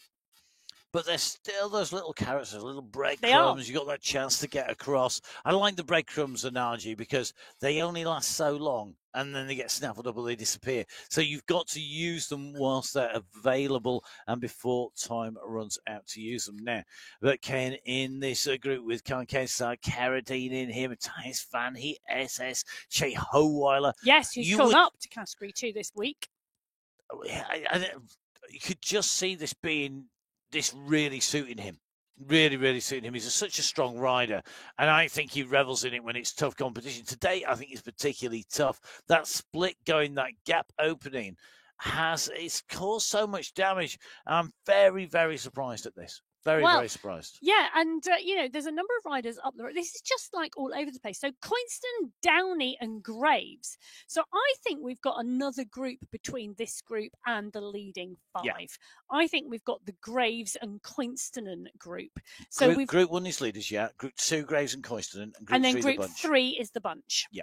I'd agree with that. Let's take a look away from Category 2 for a moment or two. We have Category 4 leader Christopher Morgan at the moment. He has got company with Joshua Haggerty and JJ Miller there on the right-hand side of your screen. Currently just going through the tunnels here in Colombia.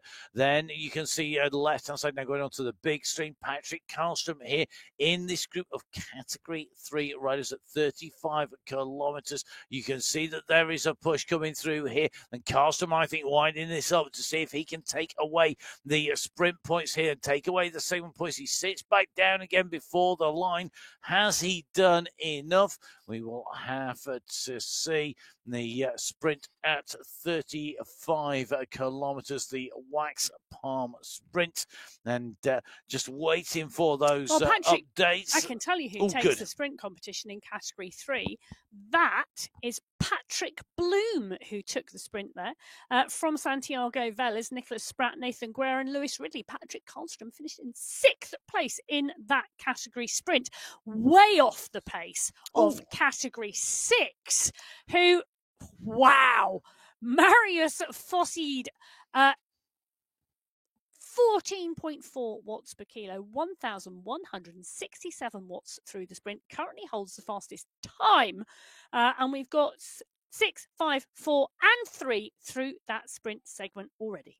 Tell you something, that is a big sprint. Massive. 1,167 watts from Marius as he went through there, 14.5 watts ago. That is a full-on sprint. But he had Pegasov, Milostics and Järvinen there, who were all contesting that as well. And that's clearly forced the pace there. Now, Morgan in this leading trio of riders in Category 4. They are currently at 38.9k, so they're not all that far. It's about 500 meters off the next sprint point. They're going to come out from the tunnels. You take the slight right here in the tunnel. It's a left turn out from the tunnels, and then they're going to be into their final sprint, and that is going to be the Mompox City Sprint, a familiar name to people who have been watching the Sunday Race Club from when we have gone up the Paso Alto as the climb, which has been our traditional big climb finish in Colombia. This newer course in Colombia, a shorter climb. As for the climb finish, as we come through towards the sprint, I think Morgan, Miller and Haggerty are going to keep pushing onwards. Interestingly, behind Taylor Gonzalez and James Robinson, they're at 30 seconds, the chasing group. Yep. That is not insurmountable in Category 4. Left-hand side of your screen. Well, look at this. Guerra again on the move, really putting the pressure on here. And we have riders away. Guerra, Bloom, Spratt, and Ridley. 4 riders. Would you agree, It is Emma? indeed a 4-rider gap with a gap around 18 seconds now, back to Karlstrom, Kalman, and Washnosh. But it's a good, strong group of 4. And it's going to be interesting to see whether they can stay clear at the 37.2 kilometre marker into this 50.3 kilometre race. You know, they could. Guerra's been in a breakaway group before in the Category 3 race and is really instrumental in instigating those breaks, but also maintaining the pace and ensuring the gaps. Ridley is no slouch, neither is Bloom. And well, was Nicholas Spratt your pick for the win today in Category 3? Mm-hmm. Yep. There you go. Yeah, you know, like I said, Category 2 leaders wouldn't stay clear. I'm saying the category, the riders in that category, they will stay clear. Well, just because it suits my picks. I'm not sure that my predictions are worth all that much, I have to say. Well, you heard it here first. Shall we go back to Category 2 before I get insulted anymore? Marcin Trzecialski with Marcin Vindakowicz, the Jonas Bjarhead, and Mikkel Schuren just overtaking Guarin, the rider in the blue on the left of your screen in Category 3, holding the wheels of the Category 2 riders that come on to this bridge behind the chasing Group 2 are closing down the distance to the leaders. That will swell the ranks of the leading group. Further back down the road, and you can see that distance, it is about 800 metres. Mr. X100 has broken clear of the main pack. So SS Bengston and Co. at the lead of the main pack. Mr. X100 breaking clear. He's got a big ass, so 50 seconds up the road to the chase group, to group number 2. The leading group, though, even further in front. This is the lead group at the moment. This is going to be, this is a chase group at the moment. The lead group just up the road. Yeah, and it's not very far up the road. It's only about 8 seconds at the moment. And Don, look at the pain on Don's face. That's a big push. So Don, Walter, Downey, Havo, Gledness, Koinstinen. I tell you something, there are multiple previous winners in this group on the Category 2 Sunday Race Club. And you're just seeing Ruben Dont use the...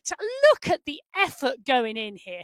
This is a massive kick. He really does not want to leave this group because he knows when these two groups come together, well, the race is set and it is going to be decisive. Now, Phil Graves, who took the win last week, is the rider closing the gap and wanting to do the work to come back to the riders who are up the road. There's still 7 seconds. It doesn't sound like a lot, but I tell you something, when you are chasing this hard, 7 seconds is a long gap. It's going to hurt. You just know it's going to hurt.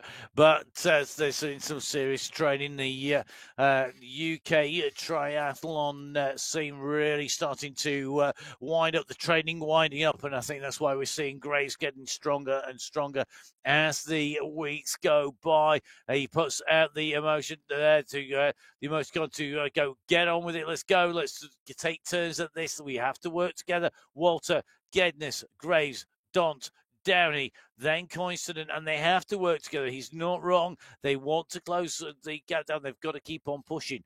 That's Category 2 on the left of your screen, right-hand side of your screen. Look Category how many. 6. Tell you something. You know group. when I said that there was different races within a race? It Yep. is so true because Category 6 at the 43.6 kilometre marker, they are coming up to the climb. Leonard are on your screen at the moment, part and parcel of this leading group. And it's a good-sized leading group. Lenador, Teron, Yarvin, Jokobonus is in here. Monsalve, De Manuan is in here as well. Perez, Riley Millistick is on the front here. He climbs well, the young rider. Yeah, youngsters always climb well. That's depressing. He's going to have a chance to prove it, though, because we are heading in towards the climb. Remember, this climb kicks in at 44.9k Importantly to note, behind our Category 6 leaders is coming the duo that is Dadson and Warren. They've broken clear in Category 5 of the rest of the bunch. Their gap, you ready for this? 1 minute and 5 seconds. I know. And they are not slouches. Mokhtari of Ham, Zanaska and Co. trying to close these two down. But Warren and Dadson really are working well. They're going to have this lead very shortly. They are, but also take a look. 16 riders confirmed in that leading group in Category 6.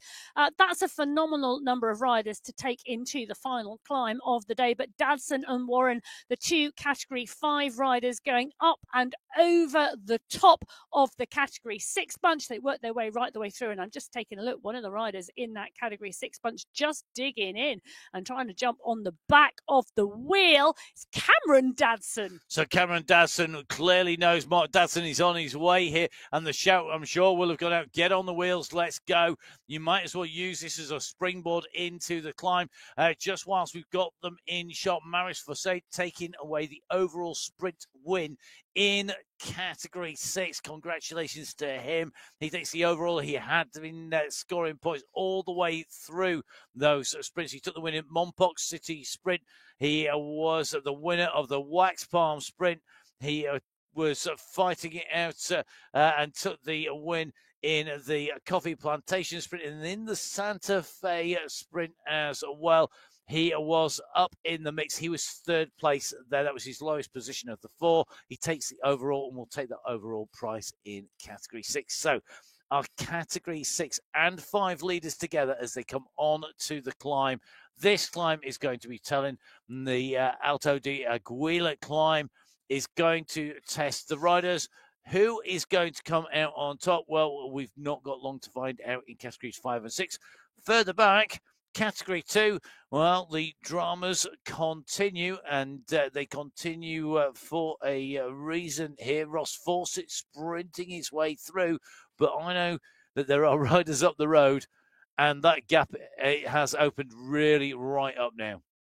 It has indeed. So 1 minute 12 seconds back this group are, and Ross Fawcett at the moment holding the fastest time on the sprint section in Category 2, but 1 minute 12 seconds back. It's a long way. That leading group in Category 2 really doing the business today. Fawcett, there he is. We drop into the pain cave, but he's just taken that sprint.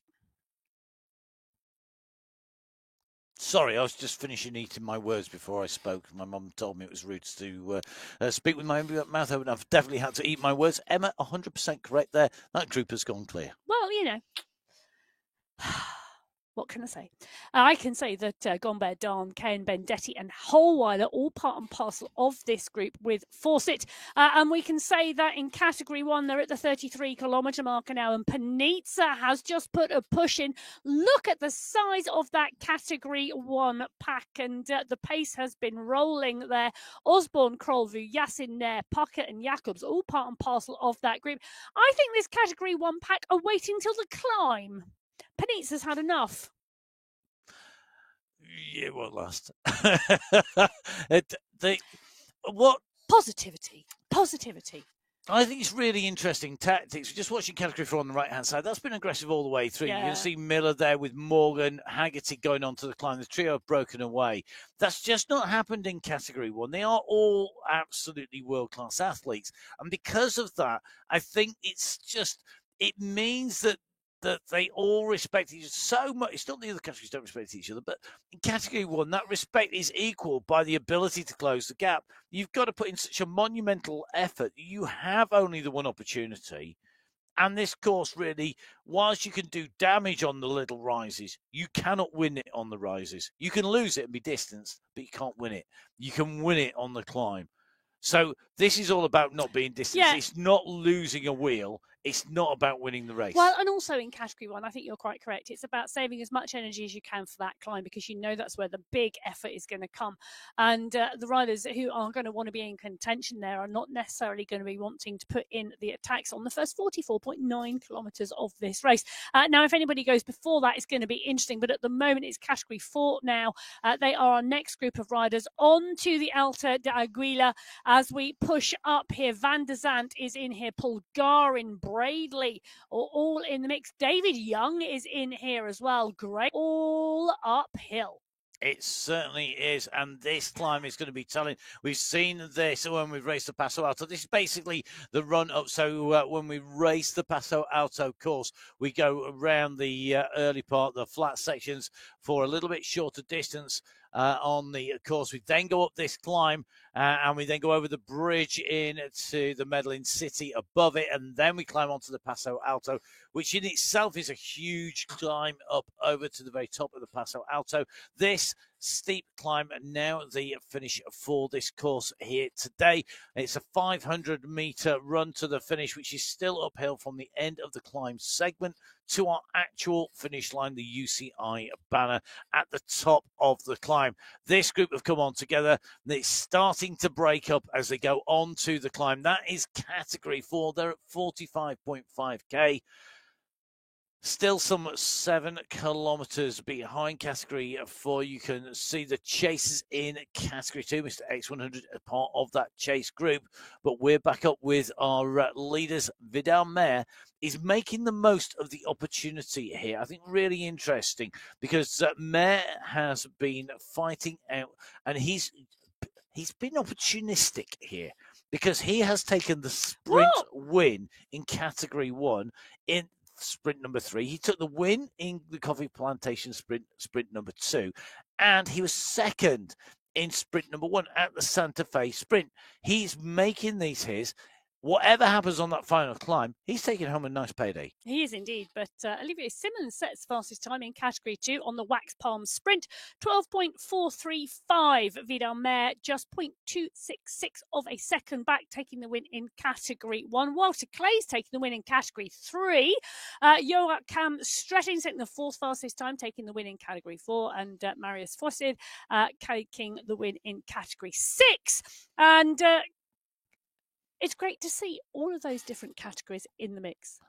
It certainly is a really interesting move here by Vidal Mayer, just putting in that little bit of a sprint, then just eases off, lets the group come back, doesn't continue to push, definitely not an attack. The riders will have seen him go down the road at sprint pace, knowing that that is what his target was. They also know that that is doing damage in terms of his chances when it comes to that final climb, because once you've burnt that match, once you use that effort, very difficult to keep it in reserve as well. At the same time, as the phrase goes, you can't have your cake and eat it.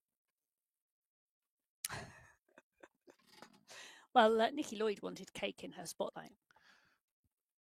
She did. She did. All that hard work not saying the name there earlier on, all blown apart. Never mind. I have to say, I can't. You can't beat a bit of cake. I tell you who talks about cake a lot. Holly Bergin. My goodness, that woman can talk about cake. She talks about cake pretty much on every one of her training sessions. Nothing wrong with talking about cake. I tell you No. something. Cycling and cake go hand in hand in my Bit like world. cycling and coffee. Yeah, there you go. But Betty, Don, Morel, Gombert, and X100, this is the large chasing group in category 2. They are significantly down now on the leaders here. The leaders who broke away really early. It was so active in category 2 early on. We saw 3 riders go clear. We saw Joel Lewis go over the gap and make it 4. We then saw a group of other riders come to the fore and make the catch. It has been a light in category 2 all race. Now in category 6 on the right hand side of your screen, Pegasov is the rider we are watching. He is at the fore of the race with 3 kilometers to go. Fossid is there, Bergeron is there, Warren is there, Dadson is there. Well, Warren and Dadson category 5 are slowly coming up through the field. There's a chase group behind. Pegasov is the rider clear. The group behind contain the leaders in category 5, as well as the chasers in Category 6. And what's really interesting, Matt, is that we had 16 riders in Category 6 together at the base of the climb at the 44.9 kilometre marker. We're now at 47.5. And I think there's only a 15-second gap from the front to the back of those 16 riders. And you can see them on your screen there. You've got Pegasus here at the front. You've then got that second, the group be chasing behind. And I've just seen this group that we're watching on the left-hand side of our screen here come sweeping into the bend round the hairpin turn below. You could just make them out in the trees behind Pegasus on the right-hand side of your screens here. The right-hand screen, that you could see that group coming round at pace. This is a big, big group. Category 5 chase group is big. It's got a lot of power in it. It's closing down. Warren and Dadson are clear at the moment, but this chase group, they have the opportunity to close down. I know we're starting to run out of road, because we're going to finish at the 50.3 marker. But I think there's still potentially enough room for riders like Agudelo, even off Cridland, along with Sikora, to close the gap and to bring back our breakaway riders of Warren and Dadson. Going to depend on how that pace goes. Great move here, though, by Pegasus, taking away, at the moment, a 7-second gap from Burden. Burden, the nearest rider to him, and then Llewellyn is at 20 seconds, and that's the distance to the chasing duo in Category 5 as well. And Pegasus was also contesting some of those sprints earlier on, so clearly feeling good today. Well, I'll tell you what's also interesting is Warren and Dadson, the two riders leading the Category 5 race. It's not a big gap back, to the chasing group who are coming. And Tortoretto, Cridland, Agudelo, Ivanov, all in that chasing group in Category 5 on the mountain behind them. It's a big, strong march from that group, and I'm not sure Warren and Dadson are going to stay clear. No, real jeopardy at the moment for them. They've really got to respond to that chasing group coming up behind them. It could potentially come back together. Pegasus has set out his stall. He's going to try and solo away. Now, Bedron is not all that far off the pace. That's bottom right-hand side of your screen. We've got chases all the way over the screen at the moment. The leading trio in Category 4, they're top right-hand side of your screen. That's Morgan Haggerty in the mix there with Miller. They are currently clear of the chase by 6 seconds from Van der Zandt. That's Hendrik Van der Zandt of the United States of America. And that's in Category 4, left-hand top of your screen. So that is Patrick Bloom at the moment, the Category 3 rider, currently putting distance into the competition. He has got riders close to him, though, and that is definitely not a done deal at this stage. Bloom at the moment looking good. Has he got the power to finish that off? And on the bottom left-hand side of your screen, you've got your chasing group here as a Mark Dadson, the rider that we are following at the moment. We're going to move up to Cridland here. Warren is in here. Tortoretto is in here. So the catch has been made. They are back together again. They've broken away. Dadson are gone. It's like a boy band. It's back. The band's back. They are indeed, and the band is now rolling because Agudelo, Ivanov, Warren are all in the mix, and they are on the left-hand side of your screen. Pegasus now being caught by Maya Budron, the American rider. Really big push to close that gap down. Wow, what an effort, what work at the 48.6 kilometre marker. The two Category 6 riders are at the head of the race. At the 48.5 kilometre marker, we're in with Jonathan Cridland. He's been instrumental in making the catch back to the leading two in the Category 5 race. Agudelo, Tortoretto, Siddle, Cridland, all in the mix here. It's going to be a strong finish over the last kilometres of this race today in Category 5, because there are some exceptionally strong riders in this leading group. And they're climbing so well. You can see them leading the way up here. The front of this group, Cahal, along with Ivanov, Siddle, Cridland, Francis, all in here, all tapping out a rhythm. The only riders left in front are Budron and Pegasus. They're going to go, and I think it is Budron who's just put in a dig here. He's out of the saddle at over 4 watts per kilo. He's been answered by Pegasus. He's got that little bit of a gap. You've got to think about how hard you go here with that finish at 50.3k. At 49.8, you're going to get the pre-warning of the finish of the climb segment and that polka dot banner. This, I think, is going to come back together again. The gap at the moment from our leaders, who are the riders in Category 6. They have a 13-second gap to the chasers, and it's even off leading Category 5 in pursuit. The gap at the front, the Budron open. He's opening even quicker here at the moment. He's got that out. It was at 0 seconds. He's currently open 7 seconds here. I think this is Mayor Budron straight for home, and he may well continue this to the line. If he does, he has got the pacing to perfection, but Pegasus is responding. Well, he's on, he's off, he's on, he's off. Budron at the moment, it's got just over a kilometre to go. He has to hold it. We've seen riders blow spectacularly in the last 1,000 metres and the catch be made. Pegasus is not out of this yet, though I think he is pretty much in the same place as Mayor Budron at the moment. Budron, the only difference is he is further up the climb. 7 seconds clear of Andres Pegasus, who is doing the chasing at the moment on the right-hand side of your screen. On the way behind them, and this is going to be instrumental, are the leaders in the Category 5 race. They started 5 minutes out the start pen behind the Category 6 riders, but Agadello, Tortoretto, Cridland, Ivanov and Siddle are the riders climbing towards the finish. So Mayor Budron at the moment has that 7-second gap. The chasing group behind from Category 5, the leaders in Category 5 are going to close the gap down on to his pursuer, and it's up to the pursuer then to utilise that if he can. Top right-hand side of your screen, Christopher Morgan stretching his legs out has opened up a gap to Haggerty at the moment, which is 7 seconds. He's got Van der Sant behind at 12, so those Category 4 riders stretching out. In Category 3, top left-hand side of your screen, Patrick Bloom at the moment tapping out a very smart rhythm of this climb. He has got the gap. It is still not decisive, but time is running out for Nathan Guerra, who is currently the nearest challenger and 20 seconds down on the race leader in Category 3. So Category 6, 5, 4 and 3 into their final few kilometres. They are indeed, and they are all coming to the finish of this race. The first riders, I think, who are going to come underneath that polka dot banner are going to be the Category 6 riders.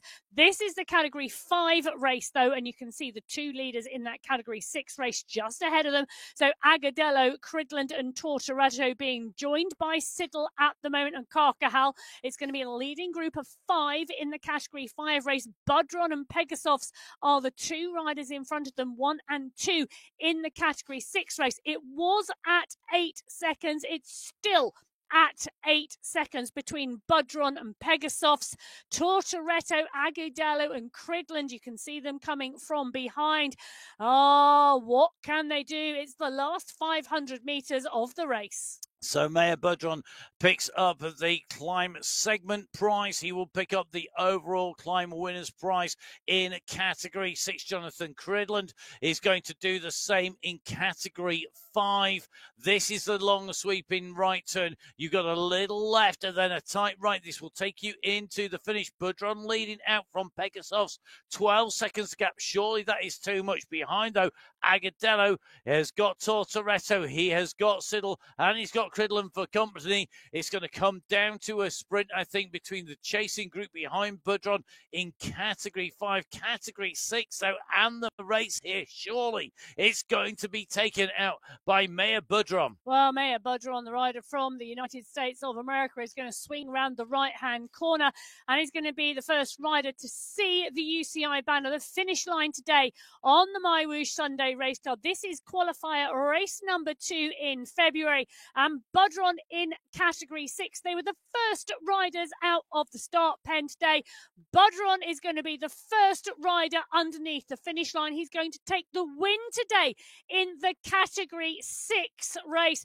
The chase is on behind and the sprint is opening in Category 5. It's Cridland, Agadello, Siddle and Tortoretto. Budron comes underneath the banner to take the win in Category 6. Cridland and Agadello Agudelo are neck and neck, but it's Jonathan Cridland in Category 5 from Agudelo, from Sidland, from Tortoretto. Category 6, Category 5, and the rest are on the road. So the winners of the Polka Dot Mountain Climbers competition taking away the win in Category 6 and 5. In Category 4, it's not the same because Morgan is clear of Haggerty by 4 seconds and Van der Sant by 7. It's going to be a solo up this climb. So Morgan goes up and now the move comes from Haggerty. Haggerty goes over the top. Haggerty passes him in the last few meters. A win for Joshua Haggerty, timing it to perfection in Category 4 in qualifier race number 2. Morgan pushed down in the last few meters into second place. Well, it's not over till you cross the line, and Patrick Bloom knows that exactly. He's got 300 meters to go. The banner is around the bend. The Category 3 race, Bloom went clear with the leading group, and Bloom now clear on the climb. He's clear of the chasers behind. We drop in with Patrick Bloom in the pain cave to watch him take that win, and the salute is already up and out. He's up and out of the saddle. He's pushing on those pedals. He's taking the cheer of the crowds because that's the UCI banner, and Patrick Bloom is going to take the win today in the Category 3 men's race here in Colombia. The group behind, well, he's ridden away from them on the climb. Patrick Bloom takes the win in Category 3, Qualifier 2 in February. Winning solo, winning in style. He punches the air, and I tell you something, he rightly celebrates. That was a phenomenal ride to take away the win overall by Bloom in Category 3. And you can see what it means to him. A Category 3 behind him. It was Guerra that was leading the chase behind. We're just going to drop down into the leading group in Category 2, though it's been a little while since we've been in with our leaders. They are on the climb at the moment. Trojanoski are trying to hand it out to countryman Mendakowicz. They are clear at the moment of Lewis and co, who are the chasing pack, the chasing group behind. So this is going to come down to the last 3 kilometers, 2.5 kilometers or so, which is where we are at here with Trojanoski. He's ahead of Mendakowicz. They've got to keep going, though, the pair of them, because if they hesitate, they're going to get swept up by the group behind them. Well, they are indeed, and the two riders pushing on the right-hand side of your screen.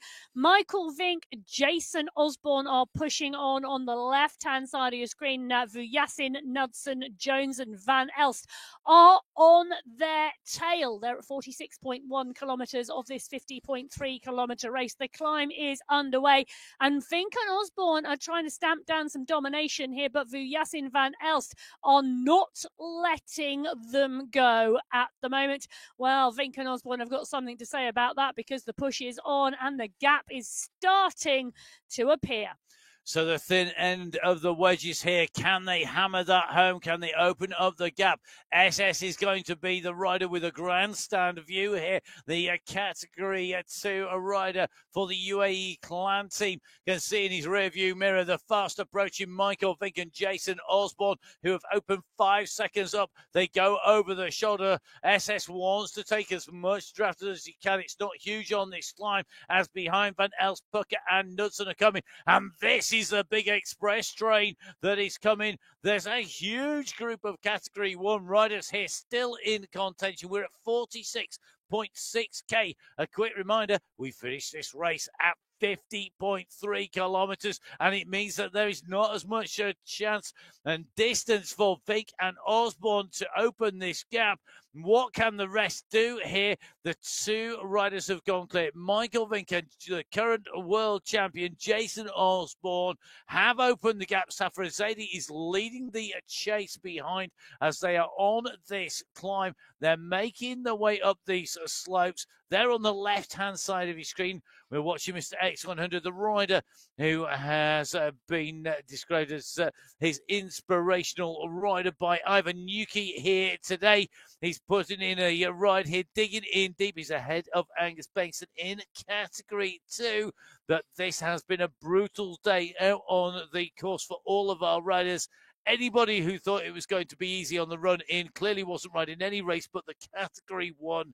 Category 1, they cruised and sprint, just contested the sprint till they hit the climb, and boom, it's exploded. The two riders that have gone clear, it's Vink and Osborne behind, while Vujjasin leading that chase, but it's still a group. Category 2, Mr. X100 trying to close down on the riders in front. He's got Betty and Dotto behind him, two Brazilian riders in two different categories of our race here in Qualifier Race 2. Well, and actually where X100 is trying to go is where Joel Lewis is on the left-hand side of your screen at the 49.1 kilometre marker. Lewis, we saw earlier on in the race, do a phenomenal effort to go across from the chase bunch to the leading group of three. He succeeded in crossing a 20-second gap and then staying with that leading group. He's now putting the attack into Trojanowski on the climb. He's pushing and pulling through the racers on the race field. He's working his way through Category 4 and Category 3. He's got Trojanowski and Dont for company. It's a leading group of three. I tell you something, don't discount Gledness. He's in fourth as well. He's gone with them. He's got an amazing finish on him. I was going to say the same about Ruben Dont as well, but we did see Ruben Dont's face when we saw the rider there on the climb and how many shades of pain he was suffering on his way up that climb. It's going to be really interesting here. It's dangerous to take a group into a sprint when you've completed a climb, but that is what's happening in Category 2 at the front of that race. 49.5k covered. They're into their last kilometre now. They've got the right turn, the sharp left-hand turn, and then they'll be rolling round in underneath of the banner that signifies the end of the climb segment. Osborne and Vink continue to open the gap to the riders behind, but that group has broken by the look of it. There are riders being distanced. The nearest rider is Lionel Vujjasin, but no, it is still together. It means there's a rider now being distanced off the back of this group. So this group, not the size it was when it came into the climb, but still substantial. Left-hand side of your screens, Category 1, right-hand side of your screens, Category 2. Yes, and Trojanowski now picks up the mantle from Joel Lewis as they see the polka dot banner signifying the top of the climbing section. It also signifies 500 metres to go in the race. Trojanowski, Lewis and Dont. 2 seconds cover those three riders in the Category 2 race. Dont picks up the polka dot skin suit for the fastest on the climb. Who's going to be the one over the line? I tell you, it's only 6 seconds. He's nothing on here. Look at the distance. It's literally just in and around the right-hand bend. This is now the distance diminishing towards the finish, and at the moment time is running out. Ruben Dont has managed to take away the climb segment. He will take away the climb overall, but at the moment it's Trojanowski who has got the gap on Lewis. It's 3 seconds. Lewis has bridged once. Can he do it twice? This right hand bend, it leads into the finish. Trojanowski versus Lewis. Who wants it the most? Is it going to be Marcin Trojanowski? Oh, I think it is. I think he's broken clear enough. He's got 4 seconds now on Joel Lewis. That is the UCI banner. That is the end of the race. Marcin Trojanowski has done enough. Joel Lewis contended it on the climb, but not to succeed because the first rider over the line in the Category 2 race today, Marcin Trojanowski, takes the win from Joel Lewis. What a great ride by Marcin Trojanowski. We can just see him sucking in the oxygen as he eases off those pedals. It's a second place for Joel Lewis. It'll be a third place and the mountains competition for Ruben Dont. Fourth place is going to be Gednes. Fifth place, I think, is going to be Mendakowicz here. He should round out the top five.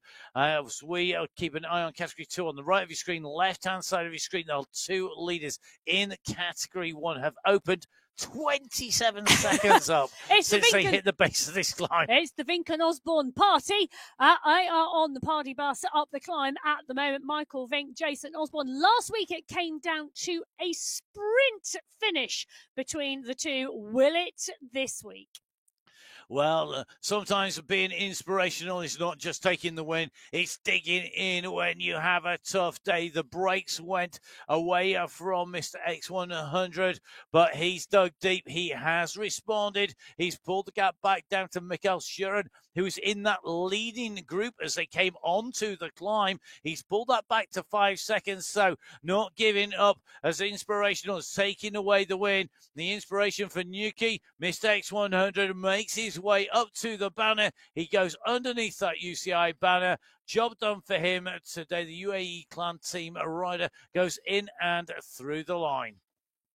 Well, he does indeed. As we drop back in at the 49.6 kilometre marker, it's Michael Vink versus Jason Osborne on the climb. Vink is on the front, Osborne's on the back. The gap now back to the chase group, which is on the right-hand side of your screen. They are at 24 seconds. For Yasin, Tugels, Jones, Van Elst, Pucker, they are all in the mix. So is Said Safrazadi in there as well. That is probably, I think, going to be a sprint because they've got 900 metres to go. Well, with 500 metres to go, it is Vink versus Osborne for the win. And as they go underneath the banner, they will have the fastest climb time in Category 1. Vink goes underneath it first. That gives him the polka dot skin suit. So the two leaders are in Category 1. Neither rider wearing the yellow jersey of Category 1. The World Champions jersey on the shoulders of Jason Osborne. Those horizontal bands across his back. The polka dot skin suit. That is the leader. We are running out of time here for them to make a move. Who's going to blink first? Vink is on the front and he opens up the front. He's gone. He's 14 watts per kilo. Osborne's coming at 15, now nearly 16. Well, Vink learned from last week. Don't let Osborne kick first. Osborne didn't kick first this week. It was Vink, but Osborne's kicking hard from behind. Can Michael Vink hold this? Can he hold it all the way to the UCI banner? Michael Vink in the polka dot skin suit against Jason Osborne, the world champion. Michael Vink is going to take the win this week. Oh, you beat me last week, Osborne. Not today. Michael Vink takes the win on the Sunday Race Cup, the second qualifier of February. Well, the world champion Skelton put into second place here as the chase comes from Ollie Jones. He's going to come across in third place. It'll be a fourth place behind for Knudsen, a fifth for Vujeci, a sixth for Van Elst, all subject to confirmation as we see Tugel, Safrazadi come through Pucker, and then it's going to be Kaminsky. Huge group of riders right into those final few meters. What a sprint win. I tell you something, Michael Vink today, he might have had it handed to him last week. He hands it back and with interest. He did indeed. So Michael Vink from the Boss Moves Only squad taking the win in 1 hour, 13 minutes, 29.364 seconds. 1.141 seconds ahead of Jason Osborne. 17 seconds clear of the chase group. And from the chase group, it was Ollie Jones from the Alpha Jaw squad who took that from Michael Knudsen, Lionel Vyasin, Stefan Van Elst, Leonard Tugel, Said Safrazadi, Hayden Pucker, and Mikhail Kaminsky. Don't forget all of the standings in the overall results, all of the sprint points, the sprint positions on the mywhoosh.com website. It's www.mywhoosh.com. Don't forget to go on there, download the app on iOS, on Android, on Windows, however you want to ride. Come and join us on My Whoosh and come and experience the amazing new worlds of the continually developing platform that allows you to ride for free. There's no subscription charge for My Whoosh. Do get on board, new riders joining each and every time. I hope you'll join me, Matt Payne, next week for our coverage. I'll be back in the studio with Emma Martin once again. You follow Emma at biking_Emma. You can follow me at Matt Fixer Payne. You can follow My Whoosh at My Whoosh on Facebook and on Instagram. It is my_whoosh on X, if that is your preferred social media. What a race. What a pair of races. The women's and the men's race were absolutely superb today. Please do subscribe. Every single like, subscribe, review, all helps us keep on bringing you the race coverage. Emma, riders can train with you on Monday. Yes. You're going to be live coaching. Yes. have you got a quiet week on the mic? I'm asking this in part because I don't know what we need in the way of studios, but I've got quite a quiet week on the mic. Snap. Oh, very good. I might get out on the bike then. You never, ever know where you're going to see us. Hopefully you'll see us on My Whoosh and potentially out on the road. You never, ever know who you're going to bump into. Don't forget to get in touch if you want to be our Spotlight rider. A big thank you to our riders for their performances here today. A massive thank you to the team behind the scenes making the racing happen. And a bigger thank you to the guys behind the scenes putting together the program here today. Without them, we would not have the images to put words to. But from Emma Martin, from myself, Matt Payne, it's time for us to say, stay safe. We'll see you again next week. Goodbye.